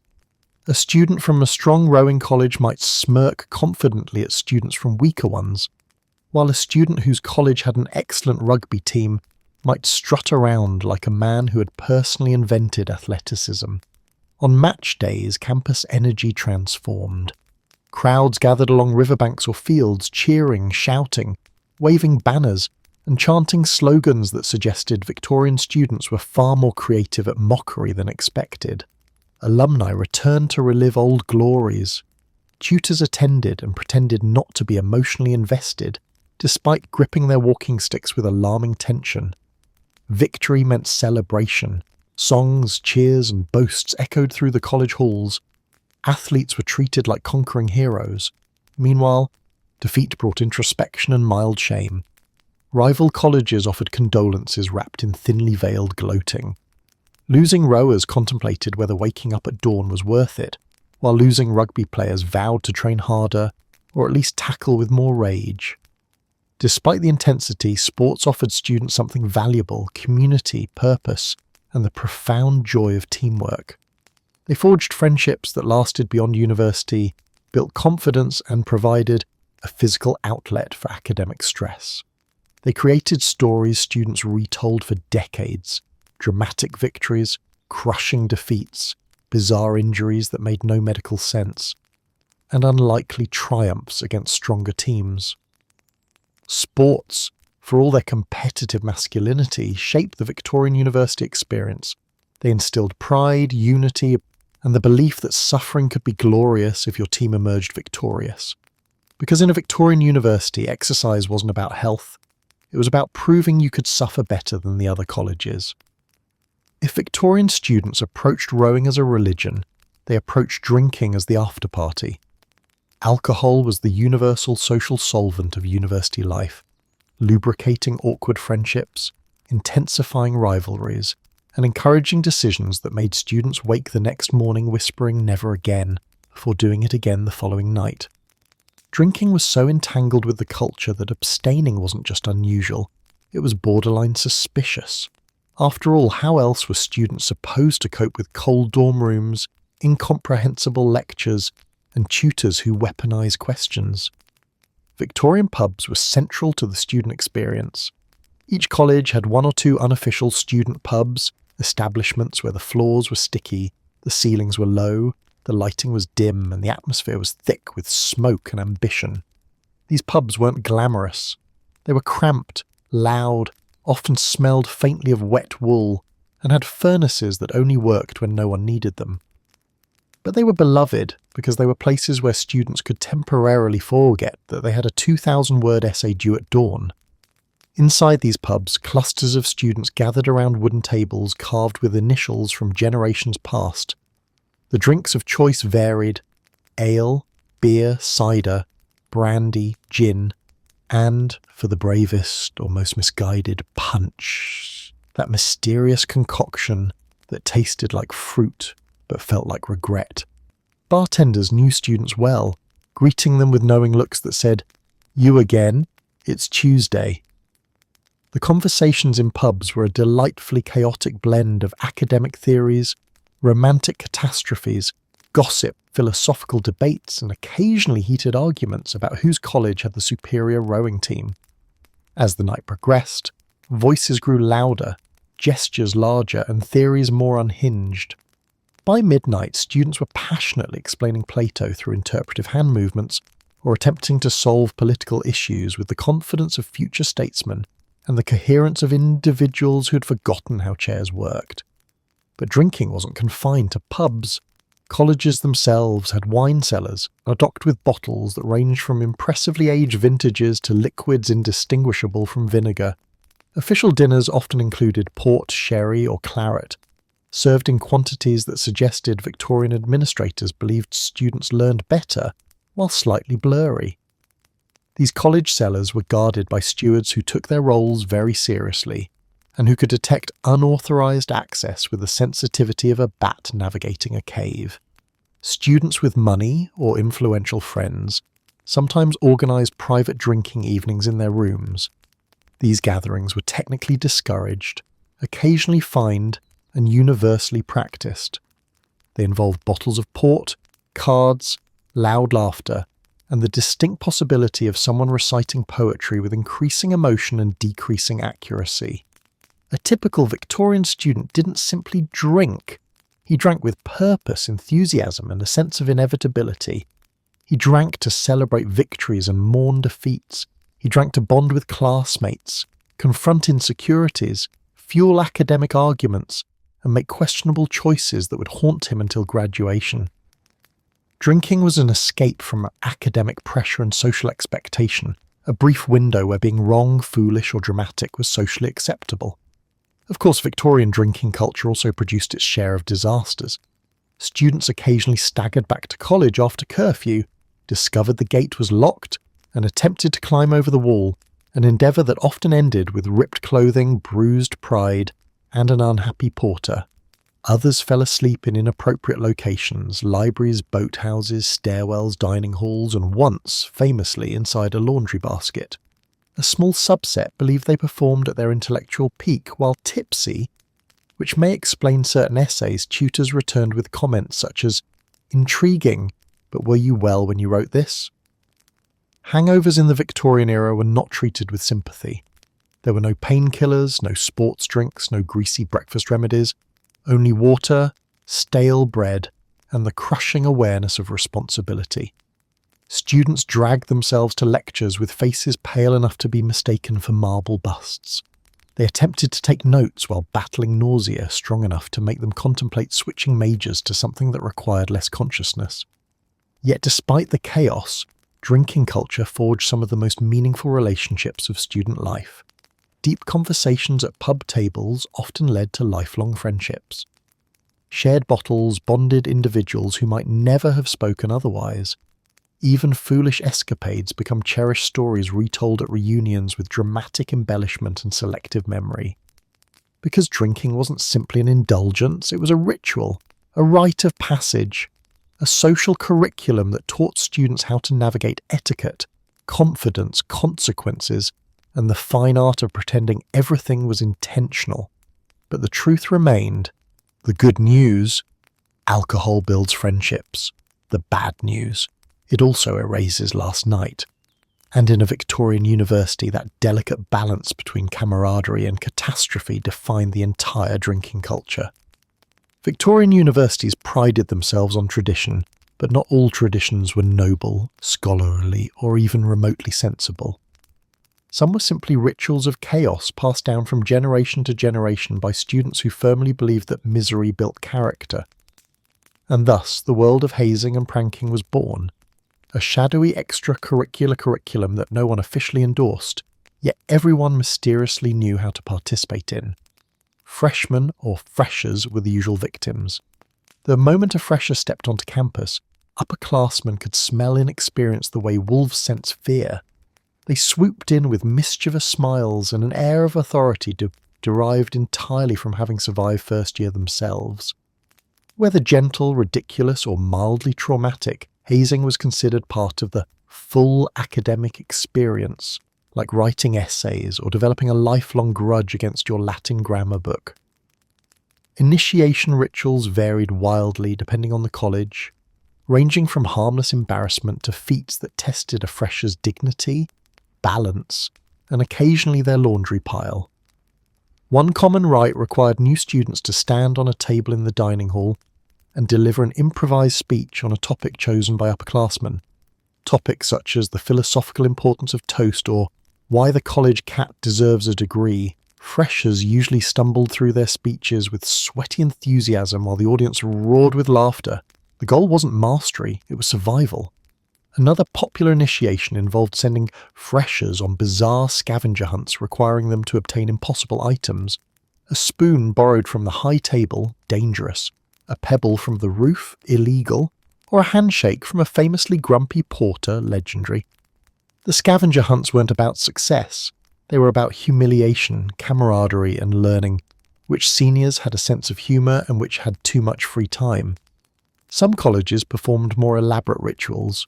In one notorious tradition, freshers were blindfolded, led into a courtyard at dawn and told they were about to meet the college spirit. They expected solemnity. Instead, they encountered a senior wearing a bedsheet, shouting Latin phrases stolen from a dictionary. The freshers reacted with awe, confusion, and depending on how awake they were, while seniors struggled to maintain dramatic composure. Pranks were equally beloved, and unlike initiations, they targeted everyone, not just freshmen. Victorian students had a particular talent for mischief that balanced charm with danger. One classic involved sneaking into a fellow student's room at night and rearranging all the furniture into a perfect mirror image. Victims would wake, bleary-eyed, and wonder if they were losing their minds or if the universe had quietly rotated while they slept. Another favourite was the paper flood, sliding notes, pamphlets, or entire newspapers under a friend's door, until the resulting pile reached ankle height. Opening the door triggered an avalanche of printed chaos, burying the unsuspecting student in the Victorian equivalent of junk mail. The prank was considered a success only if the victim uttered a philosophical sigh before beginning cleanup. Upperclassmen enjoyed targeting students with more dramatic antics. One famous prank involved filling the college fountain with soap, transforming it into a mountain of suds. The bubbling spectacle delighted onlookers and infuriated administrators, which was precisely the point. Another involved swapping the college rowing team's practice oars for oars subtly shortened by several inches. The ensuing chaos on the river produced both comedic flailing and deep existential questioning. But the most ambitious pranks required teamwork and engineering talent that might have impressed even the professors. One group managed to hoist a cow onto the roof of a building overnight, a feat perplexing enough to become legend, especially because cows famously refused to walk downstairs. College authorities spent an entire morning debating the safest way to return the cow to ground level, while students observed with smug pride. Of course, not all pranks were appreciated. Some crossed lines, endangered dignity, or simply annoyed the wrong tutor. When pranks went too far, students received stern warnings, fines, or, in rare cases, a painfully awkward lecture on conduct befitting gentlemen. But administrators understood that pranking was woven into university culture. It was a pressure release valve, a bonding mechanism, a way for students to claim ownership over centuries-old institutions that often felt intimidatingly permanent. Hazing and pranking also played a crucial social function. Surviving an initiation earned freshers instant credibility. Participating in a prank forged friendships that lasted years. Students who pulled off legendary feats became campus celebrities, whispered about long after their graduation like mischievous spirits haunting the dormitories. Those who refused to join the antics weren't excluded, but they did miss out on a certain brand of chaotic camaraderie. Still, these traditions weren't without their emotional impact. Freshers often felt overwhelmed, caught between the desire to fit in and the fear of making a spectacle of themselves. And yet, as the weeks passed, they discovered something no handbook ever explained. University life wasn't just about academics, discipline, or prestige. It was about laughter, absurdity, shared embarrassment, and the collective realization that growing up didn't have to be entirely serious. Because in the grand tradition of Victorian student life, the question wasn't whether you would be humiliated. It was how many times and whether you would laugh about it later. If upperclassmen didn't humiliate you at least once, did you even go to university? Romance at a Victorian university was a delicate, improbable, and often comically doomed endeavour. Victorian society already approached courtship with enough rules to qualify as a full-contact sport. But universities added an extra layer of complication. There were almost no women. Victorian campuses were engineered, intentionally or not, as environments of pure academic masculinity, punctuated only by the occasional visiting relative or a lady glimpsed from a distance like a rare bird migrating through inhospitable terrain. For the average undergraduate, meeting a woman required strategy, planning, good timing, and sometimes divine intervention. The colleges behaved as if the presence of women might destabilize the very mortar holding their ancient walls together. Entire institutional policies seemed based on the belief that women were dangerous creatures whose proximity caused distraction, disorder, and possibly spontaneous poetry. Meeting women was difficult. They were kept so far away you'd think they'd bite. Because most universities did not admit female students for much of the Victorian era, men's daily academic lives were entirely male-dominated. Lectures, men. Libraries, men. Dining halls, men. Debates, menan. Even the chaos of pranks and rowing mishaps was a strictly bachelor affair. After a few months in this environment, students began to regard women as mythical beings whose existence was probable but unconfirmed, like unicorns or tutors in a good mood. There were, however, sister colleges, institutions founded specifically for women, where female students pursued their own studies under even stricter rules and supervision than their male counterparts. These colleges were often located at modest distances from the main university, far enough to prevent constant mingling, but close enough to provide the faint possibility of interaction. Students referred to them with a mixture of awe, curiosity, and longing, like travellers talking about a distant kingdom accessible only by courage and proper chaperonage. Strict regulations governed any communication between male and female students. If a gentleman wished to call upon a lady at her college, he had to sign into a visiting book present himself to a matron or gatekeeper, and never, under any circumstances, violate the established codes of propriety. Meetings took place in designated parlours where chairs were arranged purposefully far apart, as if administrators feared that any closer might result in immediate engagement announcements. The parlour was always supervised by a chaperone whose glare could extinguish romance faster than a bucket of cold water. These formal visits were awkward affairs. Young men sat stiffly, trying to appear intelligent while subtly panicking about saying anything stupid. Young women tried to appear composed despite knowing that every word, gesture and breath was being monitored by a matronly figure ready to intervene should the conversation drift into anything more emotionally charged than the weather. Even topics like poetry had to be approached cautiously lest they accidentally veer into inappropriate sentiment. Informal encounters were slightly easier, but only slightly. Public lectures sometimes permitted mixed attendance, allowing brief glimpses between the genders across the lecture hall.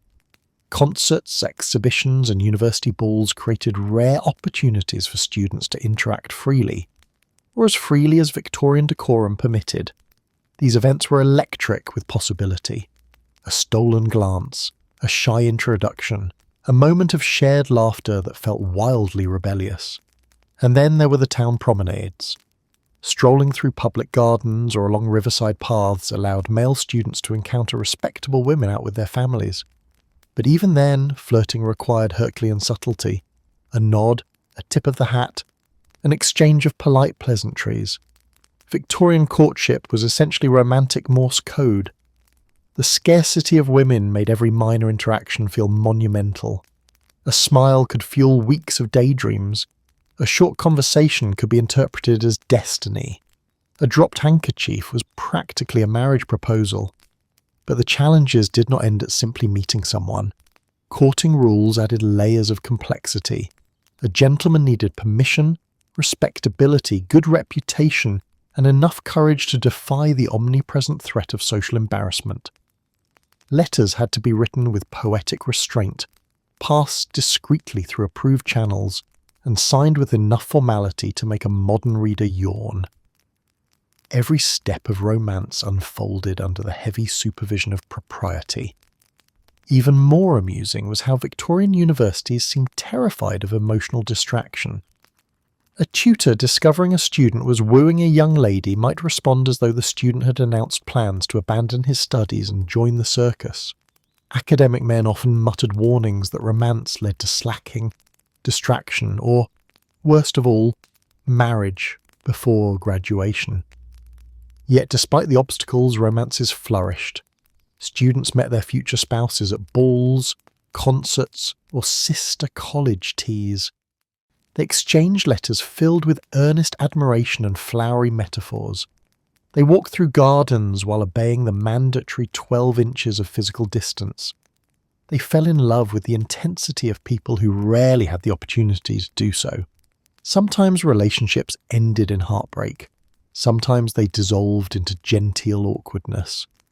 And sometimes they blossomed into marriages celebrated years later. Proof that even Victorian bureaucracy couldn't entirely suffocate human affection. Romance at a Victorian university wasn't effortless.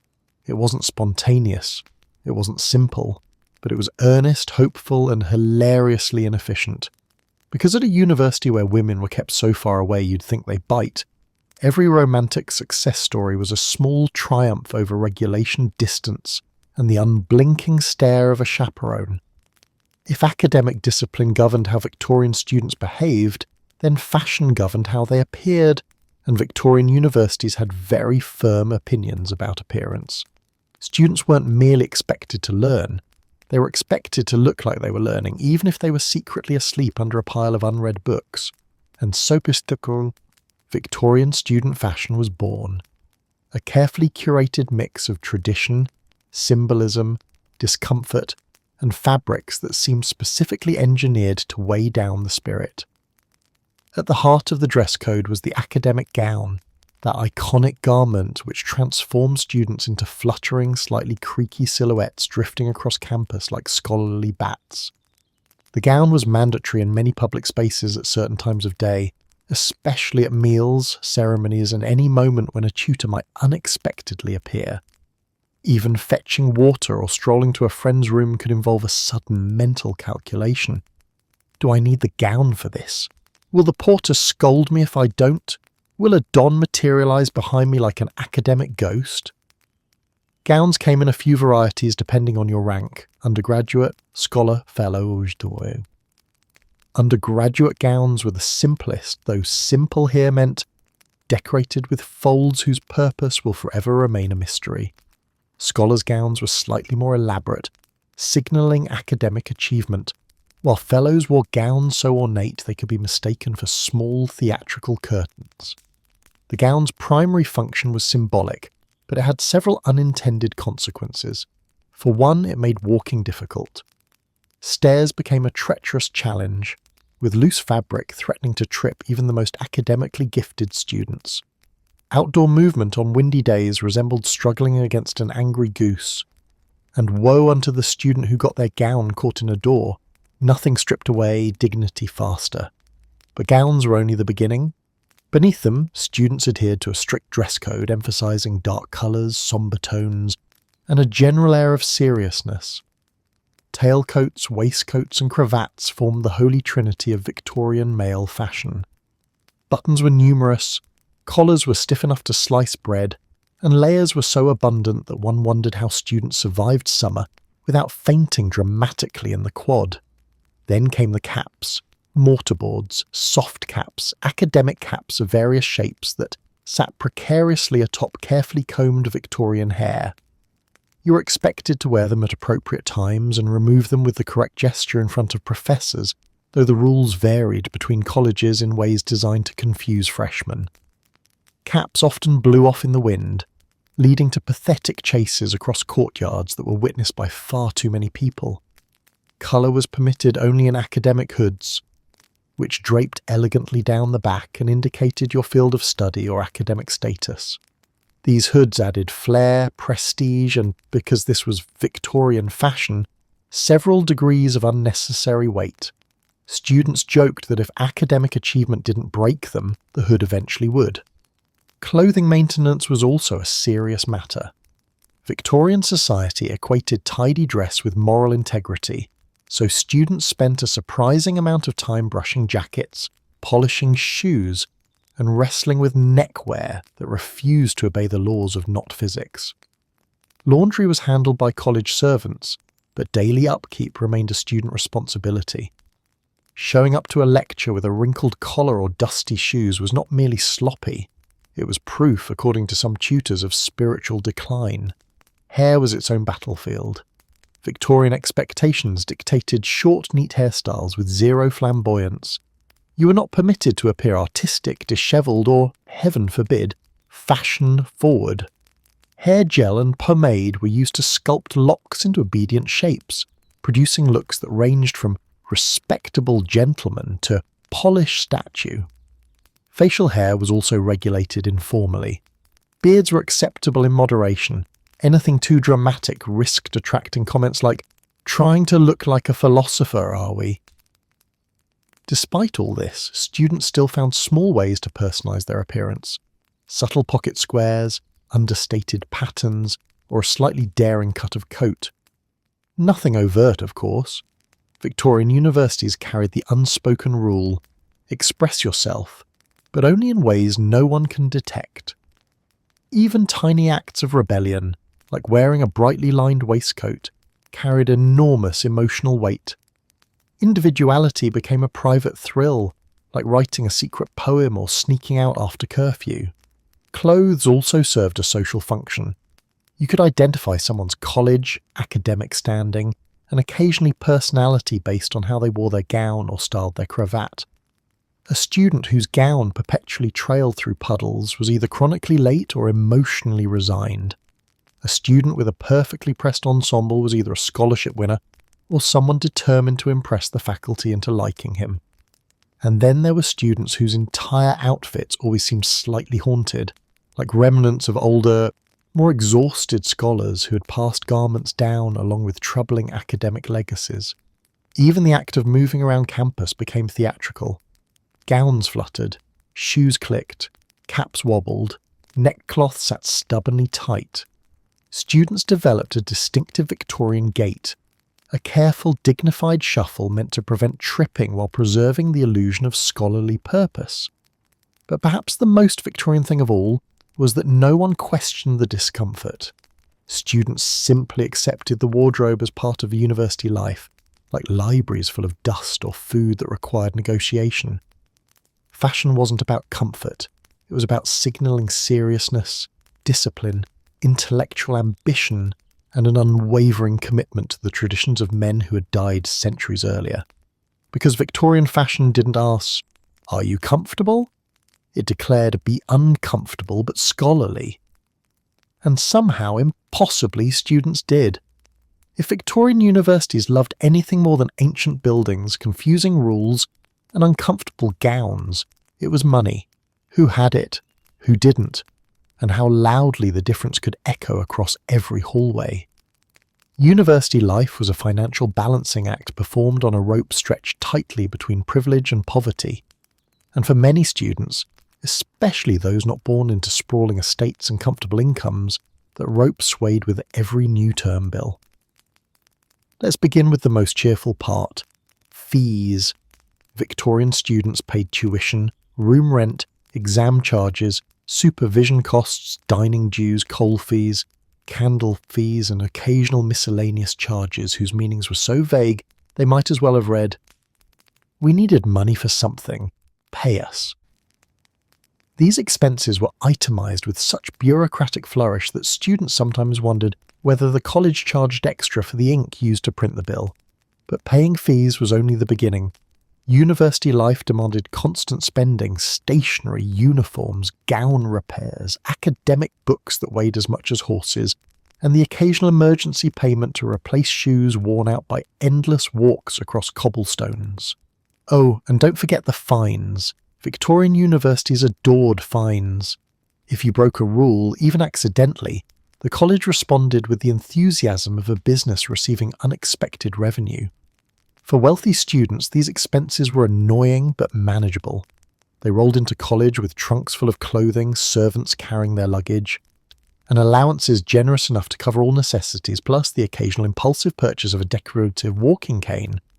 For them, financial stress meant realizing they'd spent too much on port last week, but for the less fortunate, middle-class students, scholarship students, and young men whose families sacrificed dearly to send them, the financial landscape was something else entirely. Being broke at university existed even in 1880. Your wallet cried in Old English. Many families sent monthly or termly allowances, carefully calibrated to cover basic needs, but rarely stretching far enough for comfort. Students learned quickly that coal was expensive and that lighting a fire casually without a strategy was a luxury for the wealthy. Some saved money by studying while wrapped in blankets, looking like particularly scholarly ghosts. Others rationed candles to avoid burning through their budget faster than their optimism. Clothing maintenance also strained finances. Tailoring costs, shoe repairs, and the occasional emergency waistcoat replacement stacked up alarmingly fast. Students from modest backgrounds took pride in keeping their wardrobe impeccably maintained, even if the fabric was thinner and older than they wanted anyone to know. Books were another burden. Academic texts weren't just pricey, they were extortionate. One classical dictionary could cost as much as a month of food, forcing students into desperate strategies, borrowing from friends, renting from bookstores, or spending absurd amounts of time copying passages by hand in the library, like medieval scribes rediscovering monastic discipline. Scholarship students often recognized each other by the ink stains on their fingers and the haunted look of someone who had hand-copied an entire chapter to save money. Social life added pressure. University culture expected students to dine in hall, attend events, join clubs, and participate in rituals that required some financial outlay.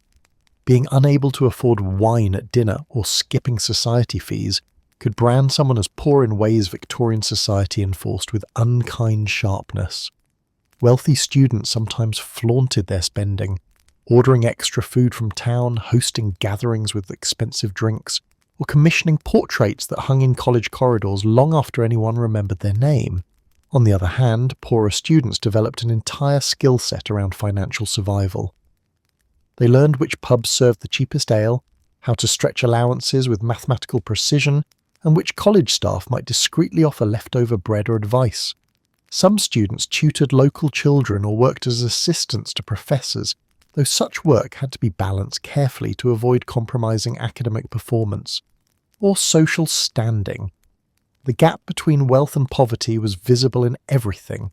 The condition of student rooms, the quality of clothing, the frequency of mailed packages from home, and even how confidently someone ordered refreshments in public. Victorian universities attempted to maintain the illusion of gentlemanly equality, but the economic lines were undeniable. Some students worried constantly about money, others never considered it at all. Yet financial stress also created solidarity. Students shared resources, books, candles, warm fires, second-hand gowns that had been worn by so many predecessors they were practically historical artifacts. Friendships formed around mutual understanding. Two students huddled around one fireplace, sipping the cheapest tea imaginable, could forge a bond stronger than those formed in any elite club. And despite the pressures, some financially struggling students excelled. They used scholarships, discipline, and determination to carve paths upward through a class-obsessed system that wasn't designed for them. Their presence challenged expectations and sometimes provoked quiet admiration, often from tutors who recognized talent rising despite hardship. Still, the system remained tilted in favor of wealth. Money wasn't just a resource, it was a signal. Students learned early how to read its signs and how to hide its absence. Victorian universities insisted that merit mattered most, but financial reality whispered firmly and constantly that privilege had a louder voice. In the end, money shaped nearly every aspect of Victorian student life, from daily choices to long-term ambitions. And whether you were flush with cash or desperately budgeting your next purchase of coal, the lesson was the same. University dreams may be lofty, but their price tags are very much grounded. Because even in 1880, financial stress walked hand in hand with academic ambition, and your wallet wept quietly in Old English. For all the talk of prestige, scholarship and noble intellectual striving here, Victorian universities ran on a much quieter engine. The college servants, the workforce whose labour kept everything from collapsing into filth, hunger and student-generated chaos.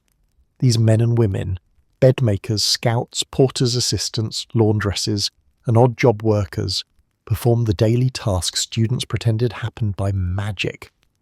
Your room cleaned itself because a human you were socially conditioned to ignore did it. Victorian colleges, despite their grandeur, were astonishingly messy places. Students tracked mud through hallways, generated mountains of laundry, spilled ink with the destructive enthusiasm of toddlers, and burned coal in their fireplaces with all the finesse of small, soot-covered dragons. Without servants, the entire university would have gone up in metaphorical and possibly literal smoke within a week. The bedmaker, the silent sovereign of your room. Every student had a bedmaker, a woman whose job was far more extensive than the title implied. Bedmakers entered student rooms early each morning, often long before the student regained consciousness, and performed a full spectrum of tasks, making beds, sweeping floors, airing out damp sheets, dusting shelves, emptying chamber pots, and tutting disapprovingly at any bottles left scattered from the previous night's questionable decisions. Victorian bedmakers possessed a supernatural ability to maneuver around even the messiest student rooms with grace, skill, and a well-earned sense of superiority. They saw everything: the destroyed essays, the piles of laundry, the questionable toast crumbs, and the ink-splattered disasters masquerading as desks. Yet their job required a delicate social balance. They were to be present but unnoticed, essential but rarely acknowledged. Some students formed friendly connections with their bedmakers, greeting them each morning or exchanging quick pleasantries. Others, especially the more pompous upper-class types, behaved as though the bedmaker was some kind of housekeeping poltergeist whose sole purpose was to tidy silently while they pretended adulthood. Bedmakers, however, held real power. They could report bad behaviour, gossip accurately, and find lost items that students insisted had vanished mysteriously. The scout, the all-seeing, all-knowing. Keeper of order. In several colleges, male counterparts performed similar duties, known as scouts. A scout managed a staircase overseeing multiple student rooms, keeping corridors clean, carrying coal, polishing boots, and occasionally serving as a combination of advisor, informant, and unofficial parent. A good scout knew every student's habits, who studied late, who snuck in after curfew, who drank too much port, who destroyed shoes at an unreasonable rate. The scout pretended not to know these things, but Victorian etiquette hinged on an entire unspoken agreement. They see everything and they say nothing, unless it becomes truly entertaining. Scouts were indispensable. They delivered coal buckets, fetched water, repaired minor furniture mishaps, and offered stern advice when students attempted to use fireplaces incorrectly, which was most of the time. Students respected their scouts even if they didn't always admit it. Laundry, the great Victorian battle. Laundry in a Victorian university was a Herculean ordeal, involving multiple servants, boiling water, industrial-sized drying racks, and the sheer willpower to scrub stains modern students would simply throw away. Students sent shirts, collars, waistcoats, sheets, and towels to college laundresses weekly. But because clothing was delicate, expensive, and occasionally made of materials that reacted unpredictably to Victorian washing techniques, laundry was a source of tension. A shirt might return slightly smaller. A collar might return vaguely warped. Socks might return not at all. Students complained. Laundresses rolled their eyes. The cycle repeated forever. Some colleges even charged students per piece of laundry washed, creating a shocking revelation. Victorian young men learned the meaning of budgeting the moment they saw the price of clean undergarments. Cleaning and maintenance, the invisible industry. Behind the scenes, entire teams managed the university's endless upkeep. Floors had to be swept, fireplaces cleaned, staircases scrubbed, lamps polished on nidhisit, and hallways maintained. Coal dust gathered on everything, mud seeped everywhere, and candles left wax trails like breadcrumbs from an ill-behaved fairy tale creature. Servants handled all of it, because Victorian students, despite their education, had the domestic skills of confused aristocratic toddlers. Without servants, they'd probably burn the library down trying to light a single candle. The social divide, awkward, but very Victorian students were expected to remain polite and respectful towards servants, but the class divide hovered over every interaction. Upper-class students often treated servants with chilly formality, assuming the universe naturally arranged itself into service and scholarship. Middle-class students were friendlier but sometimes overstepped, attempting overly familiar conversation that confused everyone involved. Servants, meanwhile, observed student life with razor-sharp insight. They knew who worked hard, who slacked, who panicked before exams, who ruined their chances with tutors, who fell in love disastrously, and who was destined for future success. Their perspective offered a clearer picture of university life than any scholar or fellow could provide, although without position. For all their low official status, college servants had tremendous practical authority. A servant who disliked you could make your days inconvenient. One who liked you could save you from various catastrophes, missing coal, misplaced essays, forgotten chapel times, or an unexpected visit from a tutor while you were still in bed. Students quickly learned that being kind to servants wasn't just moral, it was strategically brilliant. The backbone of the institution. Victorian universities projected an image of intellectual might, but that image depended entirely on the servants who cleaned, aired, scrubbed, polished, boiled, tidied, and carried. They were the quiet machinery behind the grand facade, and they knew it. And so, while students griped about early visits or missing socks, one truth remained. Victorian student life ran on the labour of people who were supposed to remain invisible. But without them, the entire university would collapse within days. Because at the end of the day, your room didn't clean itself. A human, someone you were expected to barely notice, did it. If the Victorian university experience were a mountain, exams were the icy, merciless summit, tall, intimidating, and responsible for the emotional frostbite of countless students. Everything in a Victorian education pointed toward examinations. Lectures sharpened your mind, supervisions tested your arguments, libraries collected your tears, and tutors trained you in the art of academic combat. But nothing truly prepared you for the sheer ritualized agony of sitting for the Victorian exams. Victorian exams were not simple tests. They were ordeals structured to challenge not only your intellect, but your endurance, memory, handwriting stamina, and will to live. In an era before multiple-choice questions, Victorian students wrote essay after essay until their fingers cramped so violently they began to question whether writing was meant for human hands at all. The format, long, brutal, and unrelenting exams often stretched over several days. Yes, days. Students sat in silence for hours each morning and afternoon, producing answers to questions so sprawling they could easily double as doctoral dissertations today.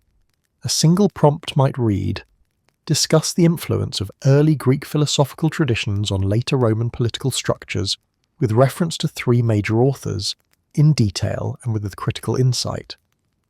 Students stared at such questions with expressions usually reserved for receiving tragic news. Exam questions were handwritten on thick paper, and students responded in their own notebooks, praying that their ink wouldn't smudge and their handwriting wouldn't descend into illegibility. Writing implements were primitive, ink pots precarious, and desks not designed for comfort, because comfort was considered morally suspicious. If your hand blistered, too bad. If your pen broke, you fixed it. If your ink ran low, you prayed. There was no anesthesia, unless you count passing out during finals. The atmosphere, silent, sacred, and terrifying exams, took place in vast college halls where echoing stone walls amplified every cough, sneeze, and suppressed sob. Long rows of desks stretched endlessly, each occupied by a student whose face reflected a unique combination of dread, determination, and digestive regret, thanks to the dining hall.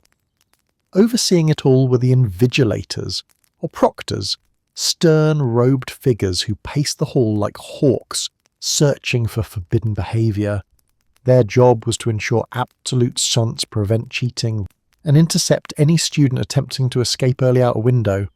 Students swore invigilators could detect whispering from 50 yards away, or sense an improperly secured ink pot with supernatural precision. Cheating, while rare, was punished severely. Rumours circulated about students caught with notes sewn into their cuffs or hidden in their hats. The consequences ranged from failed exams to expulsion. Victorian universities treated academic dishonesty as a moral crime, second only to speaking too loudly in the library. The stress, monumental and all-consuming Victorian students spent weeks before exams studying with the intensity of soldiers preparing for war. They reviewed lecture notes, reread ancient texts, practiced writing essays, and asked tutors endless questions that all began with "what if?" Sleep became optional. Nerves frayed. Tea consumption skyrocketed.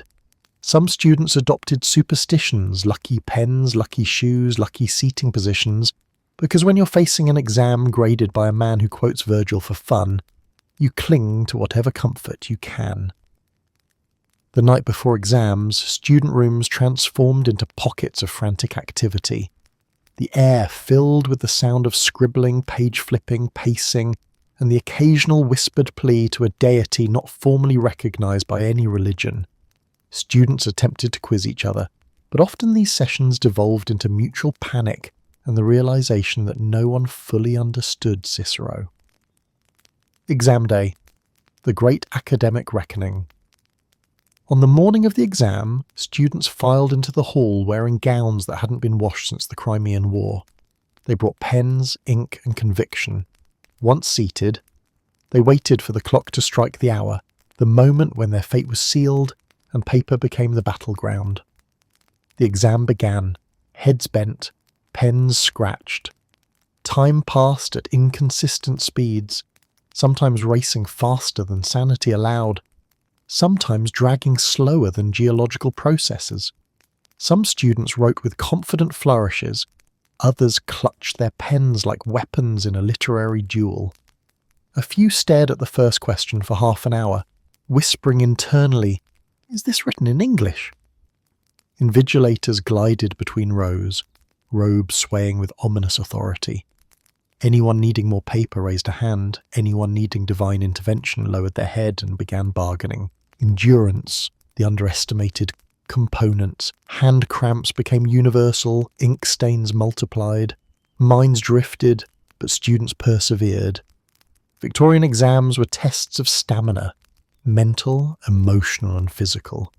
You wrote until your thoughts blurred, until your handwriting devolved into artistic interpretation, until your final paragraph resembled a philosophical cry for help. Then at last, the proctor announced time, pens dropped, students leaned back in their chairs with the shared expression of people who had survived something monumental. Some staggered out into the sunlight, blinking like moles seeing daylight for the first time. Others collapsed on steps, recounting which question had derailed them most spectacularly. Results, triumph or tragedy. Waiting for exam results was its own torment. Some students revisited their answers in their minds, agonizing over missed references or misinterpreted questions. Others swore never to think about exams again, until the next set inevitably loomed. Success brought elation, pride, and the blessed relief of knowing you had impressed your tutor.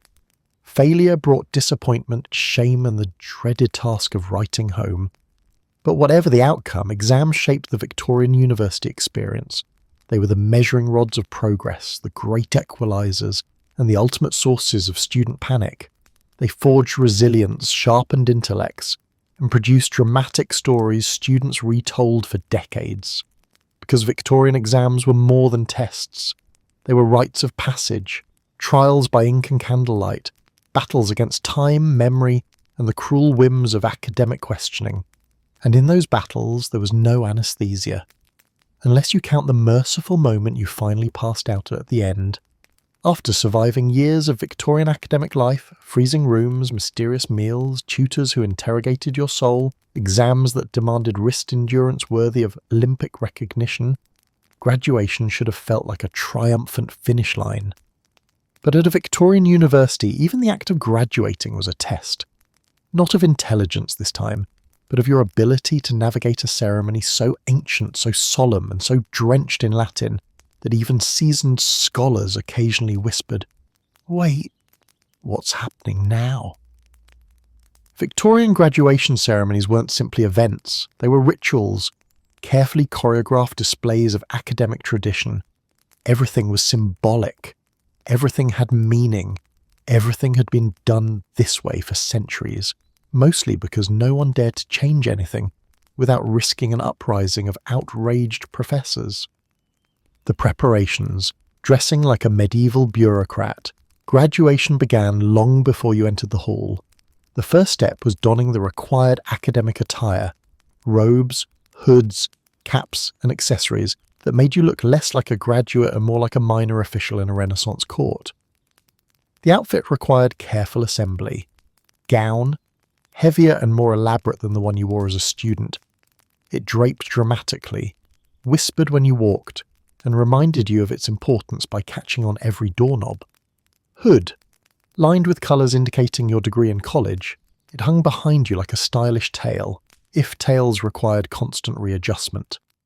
Cap, perched precariously atop your head, threatening to fall off the moment you bowed, nodded, or breathed incorrectly. Victorian graduates struggled more with their clothing than their final exams. Buttons refused to cooperate. Hoods twisted themselves into knots. Caps slid into forbidden angles. Students helped one another dress with the solemnity of soldiers preparing armour before battle. The procession, a slow march through history. Once dressed, graduates gathered outside the ceremonial hall, waiting for the procession to begin. The air buzzed with a mixture of excitement, nerves, and the uncomfortable heat produced by too many layers of black wool. Finally, the doors opened, and the procession moved inside with glacial dignity.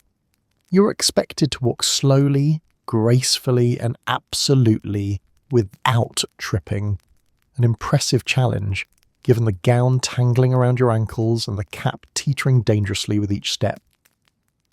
Inside sat rows of faculty members, resplendent in their own elaborate robes, some so bright and ornate they looked like exotic birds among the sea of black gowns. Professors loved graduation. It gave them the chance to wear garments that suggested academic brilliance and possibly magical powers. The ceremony, a symphony of Latin and confusion. Victorian graduation ceremonies were conducted largely in Latin, because nothing says we value tradition like speaking a language half the participants can barely translate. Graduates stood, bowed, knelt, recited lines, listened to proclamations, and obeyed hand gestures they hoped were not instructions to accidentally pledge fealty to anyone. At certain points, officials performed actions whose original meaning had been forgotten centuries earlier. The university insisted they remained vital.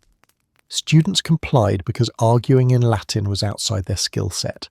The conferring of the degree was a ritual in itself, varying slightly by institution, but always mysterious.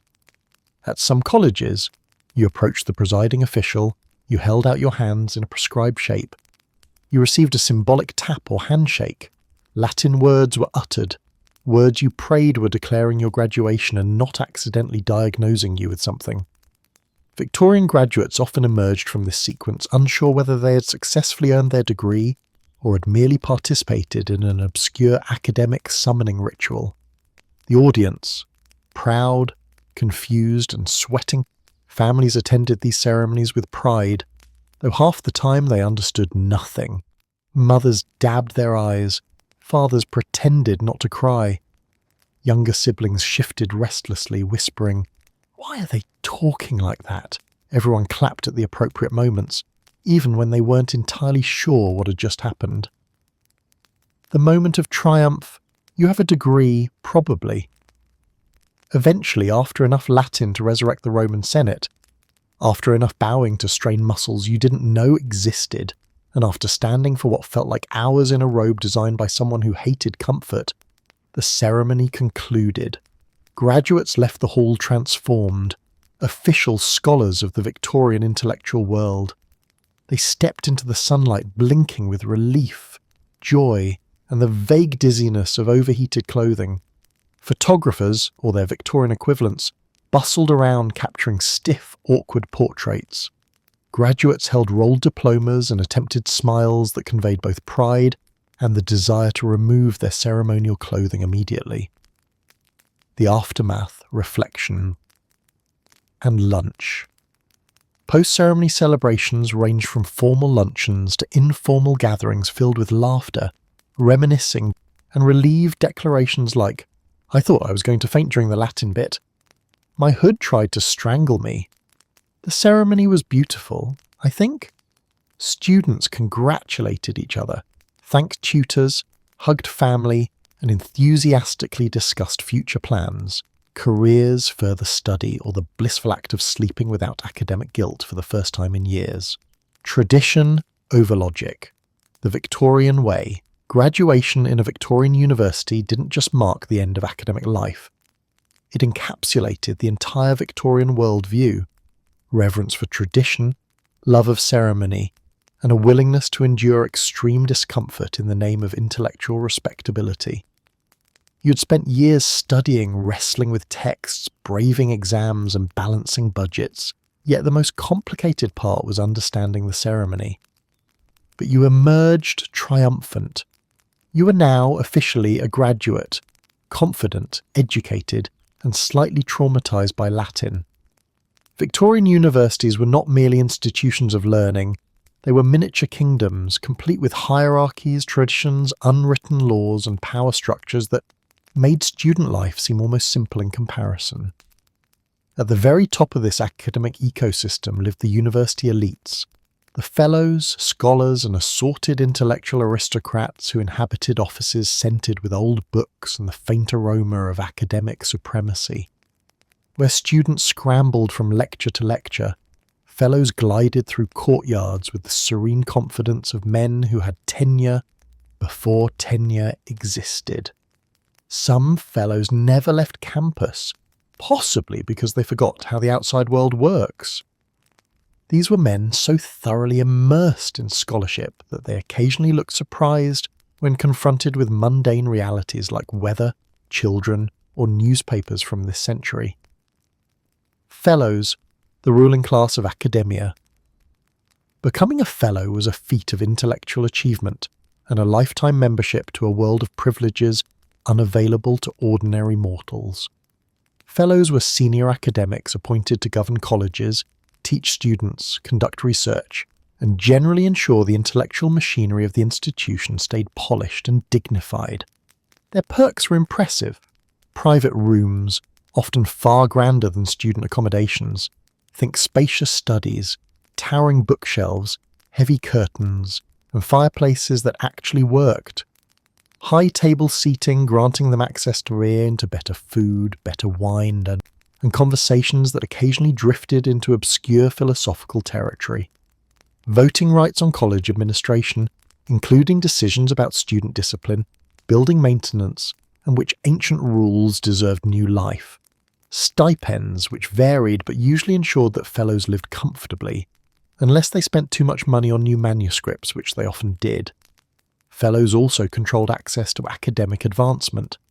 They selected scholars, supervised research, evaluated theses, and held influence that could make or break a student's trajectory. Students observed fellows with a mixture of awe and terror, never quite sure if a raised eyebrow meant approval or impending doom. Politically, fellows were divided into factions, some progressive, some conservative, and others simply passionate about maintaining traditions older than the buildings themselves. They debated policies in committee meetings so long and labyrinthine, they required refreshments, handwritten notes, and occasionally emotional endurance. Scholars, the academic nobility beneath the fellows, but far above ordinary students, stood the scholars, a select group who earned their position through academic excellence. Scholars received financial benefits, including reduced fees or stipends from the college. They typically wore slightly fancier gowns, status always required sartorial symbolism in Victorian Britain, and sometimes sat in privileged areas during assemblies. Being named a scholar was a badge of honour. It announced to the college community, this student is frighteningly intelligent. This student excels under pressure. This student will be asked at least once a week to help someone struggling with Greek verbs. Scholars were often invited to intellectual gatherings, small dinners, or discussions that exposed them to the inner workings of academic politics. Some scholars remained humble. Others adopted an air of superiority so potent it could be detected from across the quad. Scholarships were fiercely competitive. Earning one meant triumph not only academically but socially. You were now part of an elite circle, whose accomplishments future students would hear whispered through hallways like academic legends. Junior fellows and the academic ladder. Between senior fellows and ambitious scholars lived a transitional group, junior fellows, often recent graduates who had excelled to such a degree that the university refused to let them escape. Junior fellows possessed privilege but not complete authority. They were the aristocracy in training, learning the ways of administration, research, and the subtle art of disagreeing politely with senior fellows who were obviously wrong. Junior fellows frequently served as the link between students and the administrative elite. They supervised exams, conducted tutorials, and sometimes mediated disputes in ways that strained their diplomatic talents. Internal politics, silent battles in quiet rooms. Victorian academic politics had the intensity of a soap opera, but wrapped in polite language and conducted in panelled rooms over sherry. Fellows debated everything, hiring decisions, curriculum changes, building repairs, chapel attendance rules, and the colours of academic hoods. Disagreements could linger for years, sometimes decades, because neither side wanted to appear rash, emotional, or insufficiently scholarly. Some fellows were visionary thinkers eager to modernise the university. Others clung stubbornly to tradition. Their debates shaped campus life profoundly, though students often remained oblivious, noticing only when a decision affected them directly, usually by banning something they enjoyed. Privileges and responsibilities. The university elites did far more than dine well and discuss Aristotle. They maintained the intellectual standards of the institution, upheld discipline, mentored promising students, and preserved a culture of academic excellence. They decided which research deserved funding, which reforms to entertain, and which ancient rituals should be revived or retired. Their work shaped the university's identity, but their privileges were equally defining. Fellows enjoyed access to private gardens, exclusive libraries reserved, seating in chapel rooms with functioning heat, a miracle, the right to walk on lawns students were forbidden to touch. The latter privilege symbolised their elevated status so perfectly it was almost poetic. The elites and the students regarded scholars with admiration and fellows with reverence. To be praised by a fellow was like receiving a blessing. To be scolded by one was like being struck by lightning.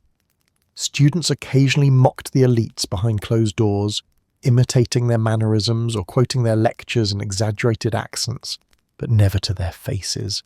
You did not antagonize the people who could determine your academic fate with a single comment. Some fellows were beloved mentors.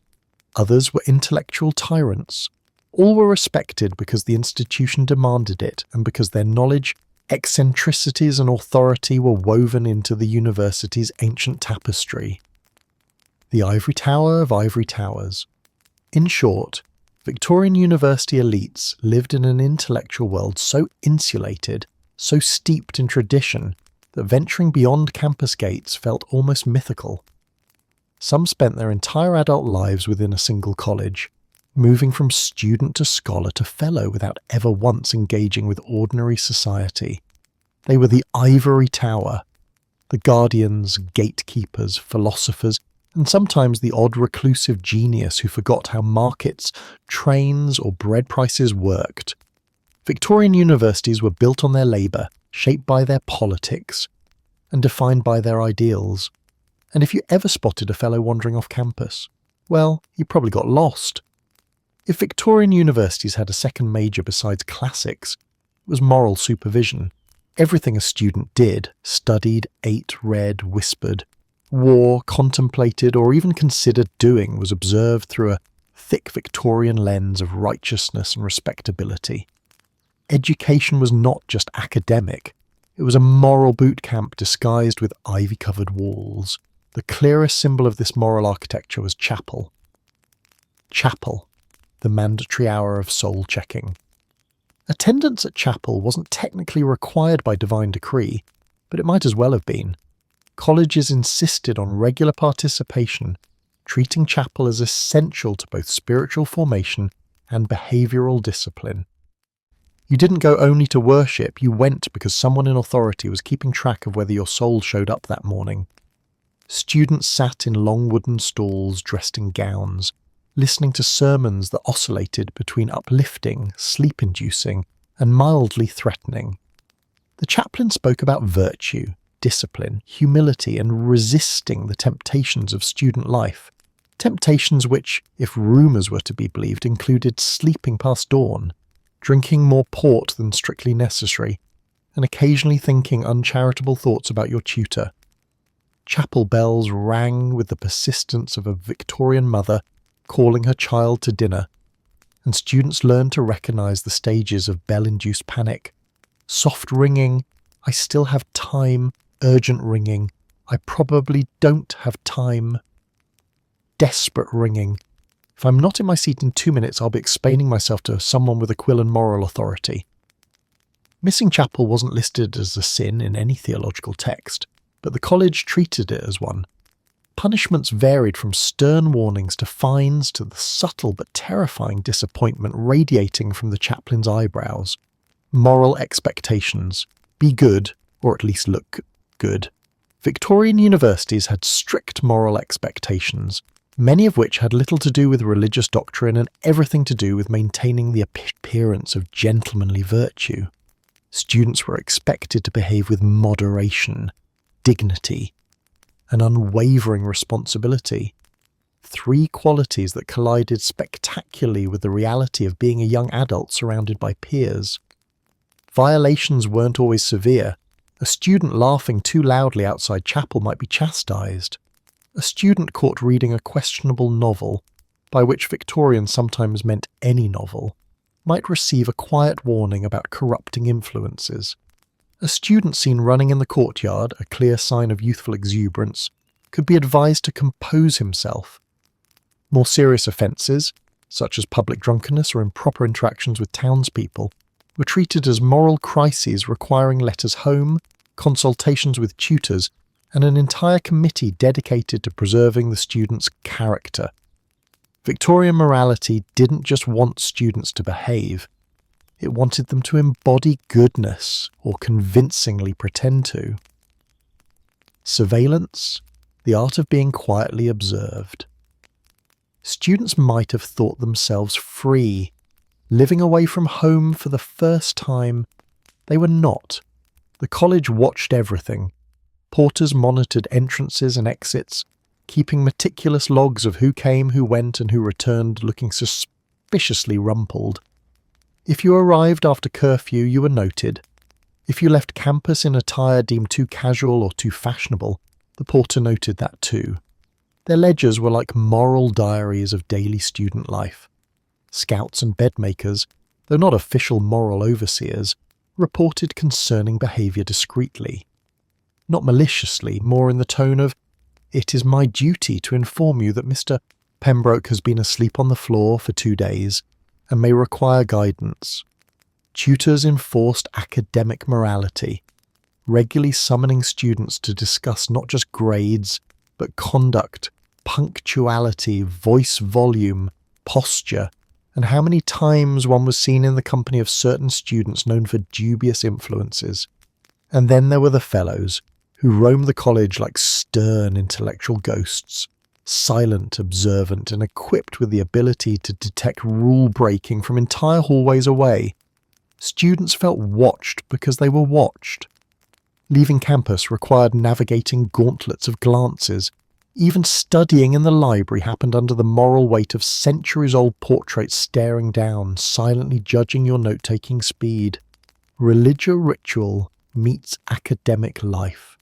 Because college life was so intensely monitored, chapel offered a kind of emotional paradox. It was restrictive, mandatory, long, moralizing, but also predictable, structured, and comforting in its routine. Students dragged themselves there half asleep, whispered prayers of both devotion and desperation, and occasionally found solace in the stability of ritual. Some genuinely enjoyed chapel, others viewed it as a spiritual tax paid to remain in good standing. Still others used the peaceful setting to mentally draft essays, daydream, or catch up on sleep very discreetly. Morality beyond religion. Even outside chapel, religion coloured daily life. Victorian universities saw themselves as guardians of moral purity, drinking too much in public, gambling, swearing, in earshot of authority, or displaying romantic interest too boldly were all frowned upon. Students debated theology in societies, read sermon literature for leisure, and practiced moral self-control with intense seriousness. Of course, this didn't stop them from immediately abandoning moral seriousness the moment they were off college grounds, but that was part of the Victorian charm. Virtue inside, chaos outside, the ever-present sense of judgment. A Victorian student spent his years under the impression that God, the college, the chaplain, the porter, his tutor, and half the portraits in the hallway were simultaneously monitoring his choices. Even when he behaved perfectly, he felt observed. And that was the point. The system wasn't meant to punish constantly. It was meant to shape constantly, to guide, to mould, to create gentlemen who knew how to be watched and still perform properly. Because at a Victorian university, missing chapel wasn't technically a sin, but it might as well have been. Victorian universities cultivated an image of order, discipline, and moral integrity, a paradise of refined learning where the future leaders of the empire polished their Latin verbs and their ethical sensibilities in equal measure. But beneath the polished wood panelling and hallowed halls simmered a truth as old as higher education itself. Where young people gather, scandal follows. Victorian universities were no exception. In fact, the era's obsession with propriety made the inevitable moments of misbehaviour, chaos and melodrama even more deliciously memorable. Every university had that one scandal no one mentions, but everyone knows. And in most cases it was not alone. Fights, the unofficial extracurricular activity. Physical fights were neither encouraged nor officially acknowledged, but they erupted nonetheless, usually late at night, often near pubs, and frequently over topics deeply important in the moment but embarrassingly trivial in retrospect. Common triggers included a fierce debate about Greek grammar, insults exchanged between rival colleges, someone implying that rowing was not in fact the highest calling of man, disagreements regarding who had rights to the sunny study spot by the library window. Victorian students approached fighting with the dramatic solemnity of men reenacting medieval duels. Coats were removed, watches were handed to friends, gowns were tossed aside like dropped gauntlets, punches were thrown with a mix of bravado and complete lack of technique. Most fights ended before they truly began, dissolved by nearby students or a looming porter whose mere presence brought the combatants to sheepish attention. But the legend of each near brawl lived on for weeks, retold with increasing embellishment until the final version involved 15 men, a broken fence and a Latin curse shouted into the night. Misconduct, the universe of poor decisions. Victorian student misconduct covered a wide spectrum from foolish mistakes to spectacularly ill-advised choices. Drinking, of course, played a major role. Students stumbled into trouble by singing loudly at inappropriate hours, attempting acrobatics on college lawns, or accidentally setting their gowns on fire via candle mishandling. Some misconduct was more elaborate. Students sneaking into forbidden college areas, unauthorized parties in rooms too small for the number of attendees, borrowing permanently items from rival colleges, reorganizing college statues with the help of a ladder, and too much enthusiasm. Misconduct rarely stayed secret for long. Colleges were like villages with gossip networks more efficient than telegraph wires. A single indiscretion could sweep through the community with astonishing speed, whispered by bedmakers, chuckled by tutors, and quietly noted by porters who never forgot anything. Academic disputes, when professors went to war. Not all scandals involved students. Victorian academic life was a pressure cooker of ambition, ego, and intellectual rivalry. Professors and fellows occasionally engaged in disputes so intense they became campus legends. These conflicts were not dramatic fistfights, at least not usually. Instead, they took the form of public lectures, thinly veiling personal attacks, heated arguments in committee meetings about curriculum reforms, scathing critiques published anonymously in scholarly journals, long-standing feuds over the interpretation of a single Greek passage. Students witnessed these feuds with equal parts awe and entertainment.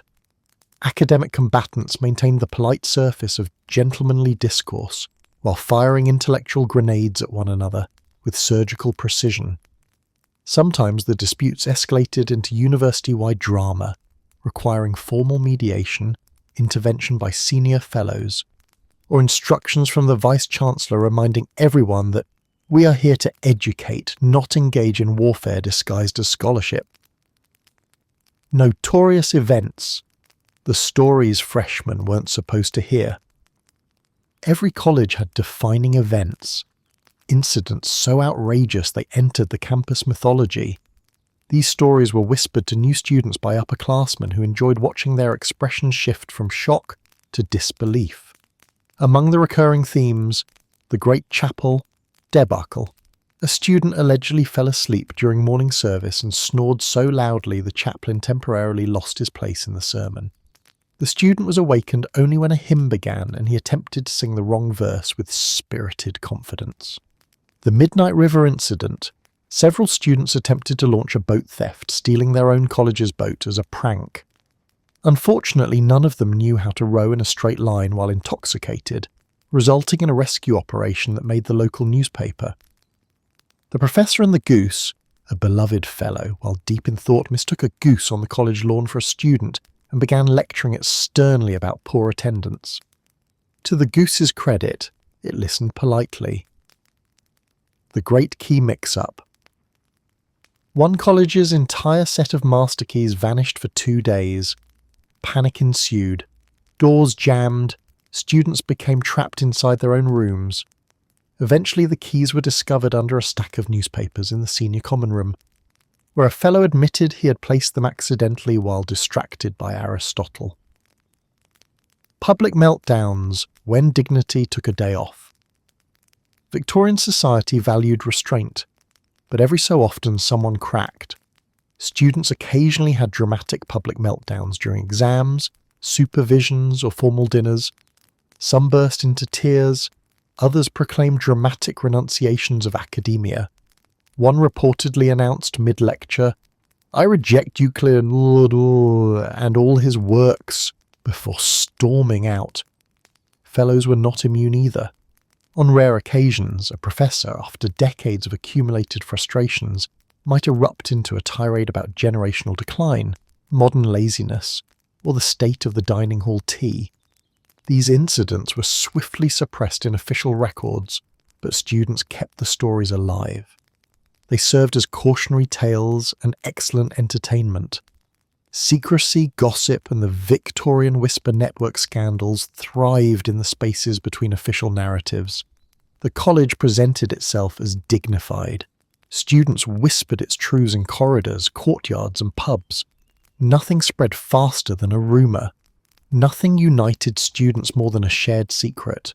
Nothing demonstrated the humanity of the university more clearly than its moments of absurdity. For all its stone walls and moral preaching, Victorian academia was filled with imperfect people. Brilliant, flawed, dramatic, ambitious, and occasionally ridiculous. And that's what made it unforgettable. Because every university has that one scandal no one mentions, but everyone knows. Victorian universities simply had dozens. Graduation at a Victorian university came with trumpets of triumph, pats on the back, and a brief glow of intellectual victory. But once the robes were packed away, the portraits stopped staring approvingly, and the Latin chanting faded from memory. Reality arrived, with muddy boots and the subtle cruelty of a tutor, returning your essay covered in red ink. It was time to face the real world, a place far less enchanted by your knowledge of Milton, or your ability to translate obscure passages of Aristotle. Your degree promised success. Your future employer said otherwise. The grand Victorian promise, education guarantees, prosperity, Victorian society treated education as a golden ticket to opportunity. Parents invested fortunes. Students endured sleepless nights, frigid rooms, and tutors who attacked their arguments like hawks descending on unsuspecting prey. Everyone believed the same myth. Get your degree and your destiny will unfold like a well-ironed map. But destiny, it turned out, had a sense of humour. Some graduates stepped into glittering careers. Others stepped into puddles on their way to interviews. Many found that the world beyond the college gates was not eagerly awaiting their arrival with laurel wreaths and job offers. Instead, it presented a polite but firm name, credentials, experience. Oh, you have none? The job market. Competitive, cruel, and unimpressed by Latin. The Victorian job market was brutally class-driven. A first-class degree mattered, certainly. But so did your family name, your father's connections, the number of fireplaces in your home, and whether your uncle occasionally dined with members of parliament. For privileged graduates, careers unfurled smoothly. Positions in the civil service, the clergy, law, or academia materialized as naturally as fog over the Thames. But for middle-class or scholarship students, things were different. You entered the world with academic confidence and a finely tuned understanding of Greek tragedy, knowledge that would prove tragically unhelpful as soon as an employer asked whether you could keep financial ledgers or negotiate prices with suppliers. Many young men realized too late that a university degree did not automatically translate into practical competence. In fact, the real world had very little use for your long essay on the political symbolism in Virgil. Graduates were sorted, often unfairly, into three broad categories. The instantly employed, connections, charm, and family networks guided them straight into offices, courtrooms, pulpits, or military positions.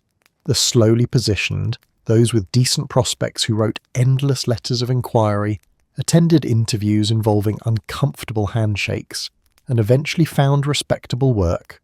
The lost souls of liberal education, brilliant minds suddenly confronted with the frightening realization that employers preferred applicants who could do things. Careers. The ideal versus the actual. The Victorian ideal career pathway was simple. Graduate, enter a noble profession, rise steadily, become respected, wealthy and admired by future students who stare at your portrait in the dining hall.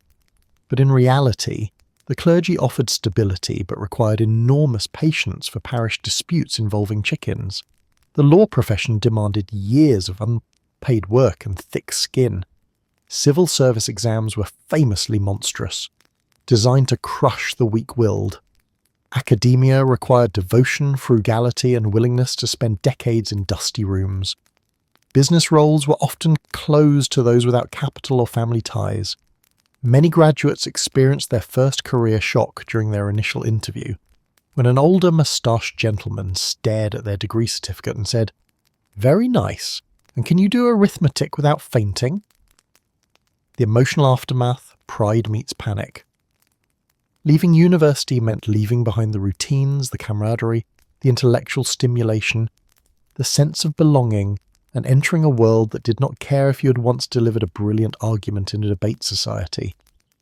Victorian graduates went through a predictable emotional cycle. Stage 1, relief. Finally, no exams, life begins. Stage 2, naive enthusiasm.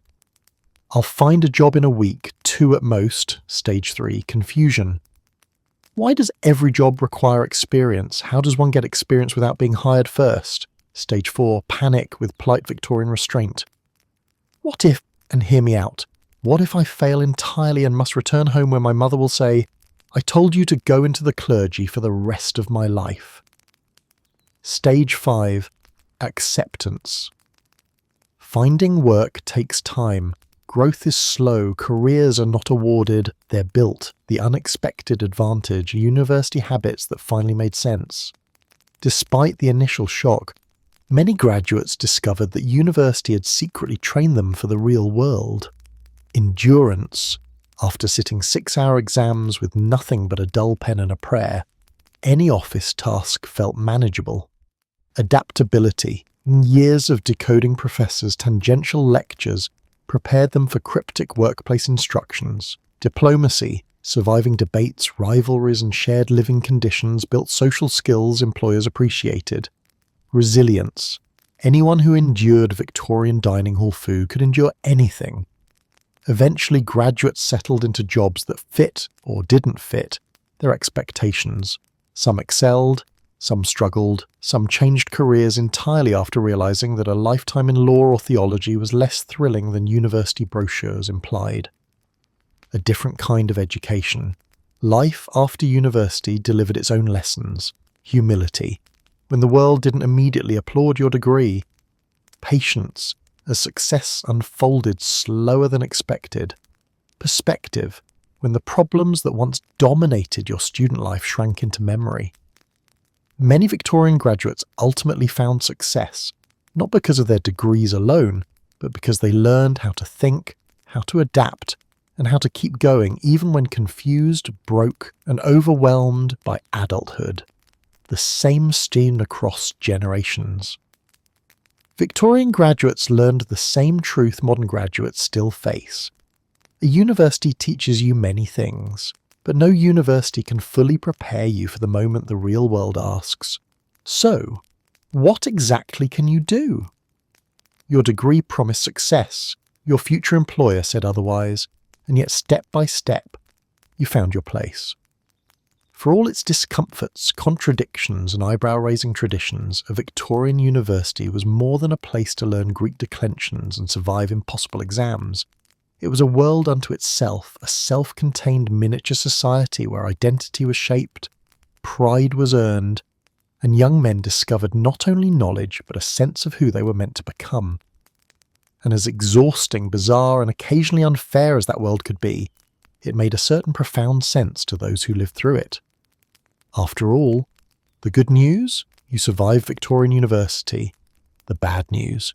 You're now emotionally attached to libraries. The unspoken contract. Suffering builds significance. Victorian education operated on a philosophy that seems strange today, but was emotionally compelling at the time. Difficulty gives value. If something was hard, painfully, sleep-deprivingly, confidence-shatteringly hard, then it was worthwhile. Cold rooms, strict discipline, terrifying exams, and professors who communicated exclusively in riddles, these were not just obstacles, they were rites of passage. Students believed or convinced themselves that enduring such trials forged resilience and character. They entered university uncertain boys and left as something closer to men, or at least men who could debate Cicero and light a fire using coal dust and prayer. The shared hardship created camaraderie. Students bonded over long nights of studying, over dining hall catastrophes, over misadventures with tutors, over the unexplainable joy of finding a warm spot in the library. This shared suffering transformed into pride that they were part of something ancient, respected, and larger than themselves. Belonging to an institution older than your family tree. Victorian universities did not shy away from tradition. They basked in it. Their buildings towered with centuries of history. Their ceremonies had origins no one quite remembered. Their halls echoed with voices of alumni who had become politicians, poets, judges, explorers, clergy, and heroes of empire. To become a student was to step into this lineage. You weren't just studying, you were participating in a living historical narrative.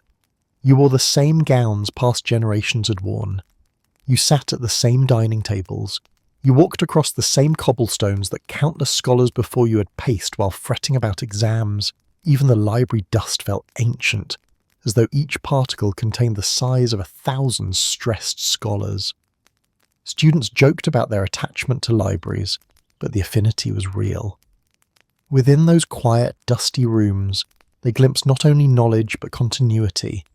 They felt, in some small way, immortalized by association. Identity through structure. Victorian universities were strict, hierarchical, and morally scrutinizing, but these structures offered something unexpected: clarity. Students knew their place in the system, knew their duties, and knew what constituted success. The university's demands were immense, but its expectations were transparent. If you attended chapel, worked diligently, endured supervisions, and navigated exams with grit, you emerged with honour. And for many Victorian students, especially those coming from uncertain or rapidly changing social worlds, the structured environment offered security. The university was predictable even when punishing, stable even while overwhelming, and consistent even when absurd. Friendship, brotherhood, and the making of networks beyond classes and rituals, the university was fundamentally about people. Students formed friendships that lasted lifetimes, ties forged in shared stress, intellectual discovery, and the occasional disastrous rowing competition. These friendships followed them into careers, social circles, and adulthood, shaping networks that influenced Victorian society at every level. Societies, clubs, tutorials, nightly debates, and group crises, such as the infamous "we have one candle left and 3 chapters to revise" emergency, built bonds more powerful than any classroom lesson. Students felt part of a brotherhood, not by blood, but by the collective madness of university life. Even rivalries played a role. Competing with other colleges, clashing with the overzealous scholars, or striving to impress admired tutors created motivators that pushed students to grow, academically, socially, and mentally. Pride in academic achievement. For all its eccentricities, the Victorian University produced extraordinary intellectual rigour. Surviving such an education instilled deep pride. Students who completed their degrees felt they had conquered a mountain, one carved from ancient texts, cold stone buildings, stern traditions, and impossible questions. The pride wasn't merely external, it was deeply personal. Students looked back and realised they had learned to think critically, they had developed discipline, they had mastered material that once seemed insurmountable, they had joined a lineage of scholars. Victorian education was not gentle, but it was transformative.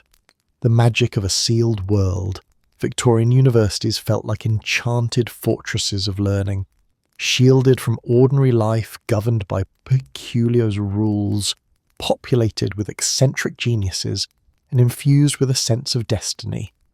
Time moved differently within their walls. Seasons passed with ritual predictability.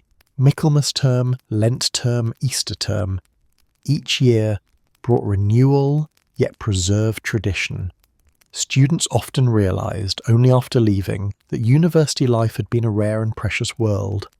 A world where ideas mattered intensely, where learning was revered, where possibilities felt endless, where they could reinvent themselves, fail and recover, dream and despair, all within the safety of an institution that had seen countless others do the same. And so, why did it all make some sense? Not because it was comfortable, not because it was fair, not because it was efficient, but because it was meaningful. Meaning grew from tradition, from the shared trials, from the friendships, from the victories and failures, from the quiet pride of knowing you belong to something enduring. Victorian universities forged identity not by softness, but by challenge. Students arrived uncertain, curious, hopeful. They left confident, weathered, sharpened, and profoundly connected to a legacy older than nations. The good news? You survived Victorian University. The bad news? You're now emotionally attached to libraries, and that feeling may never go away, but perhaps that's exactly as it should be.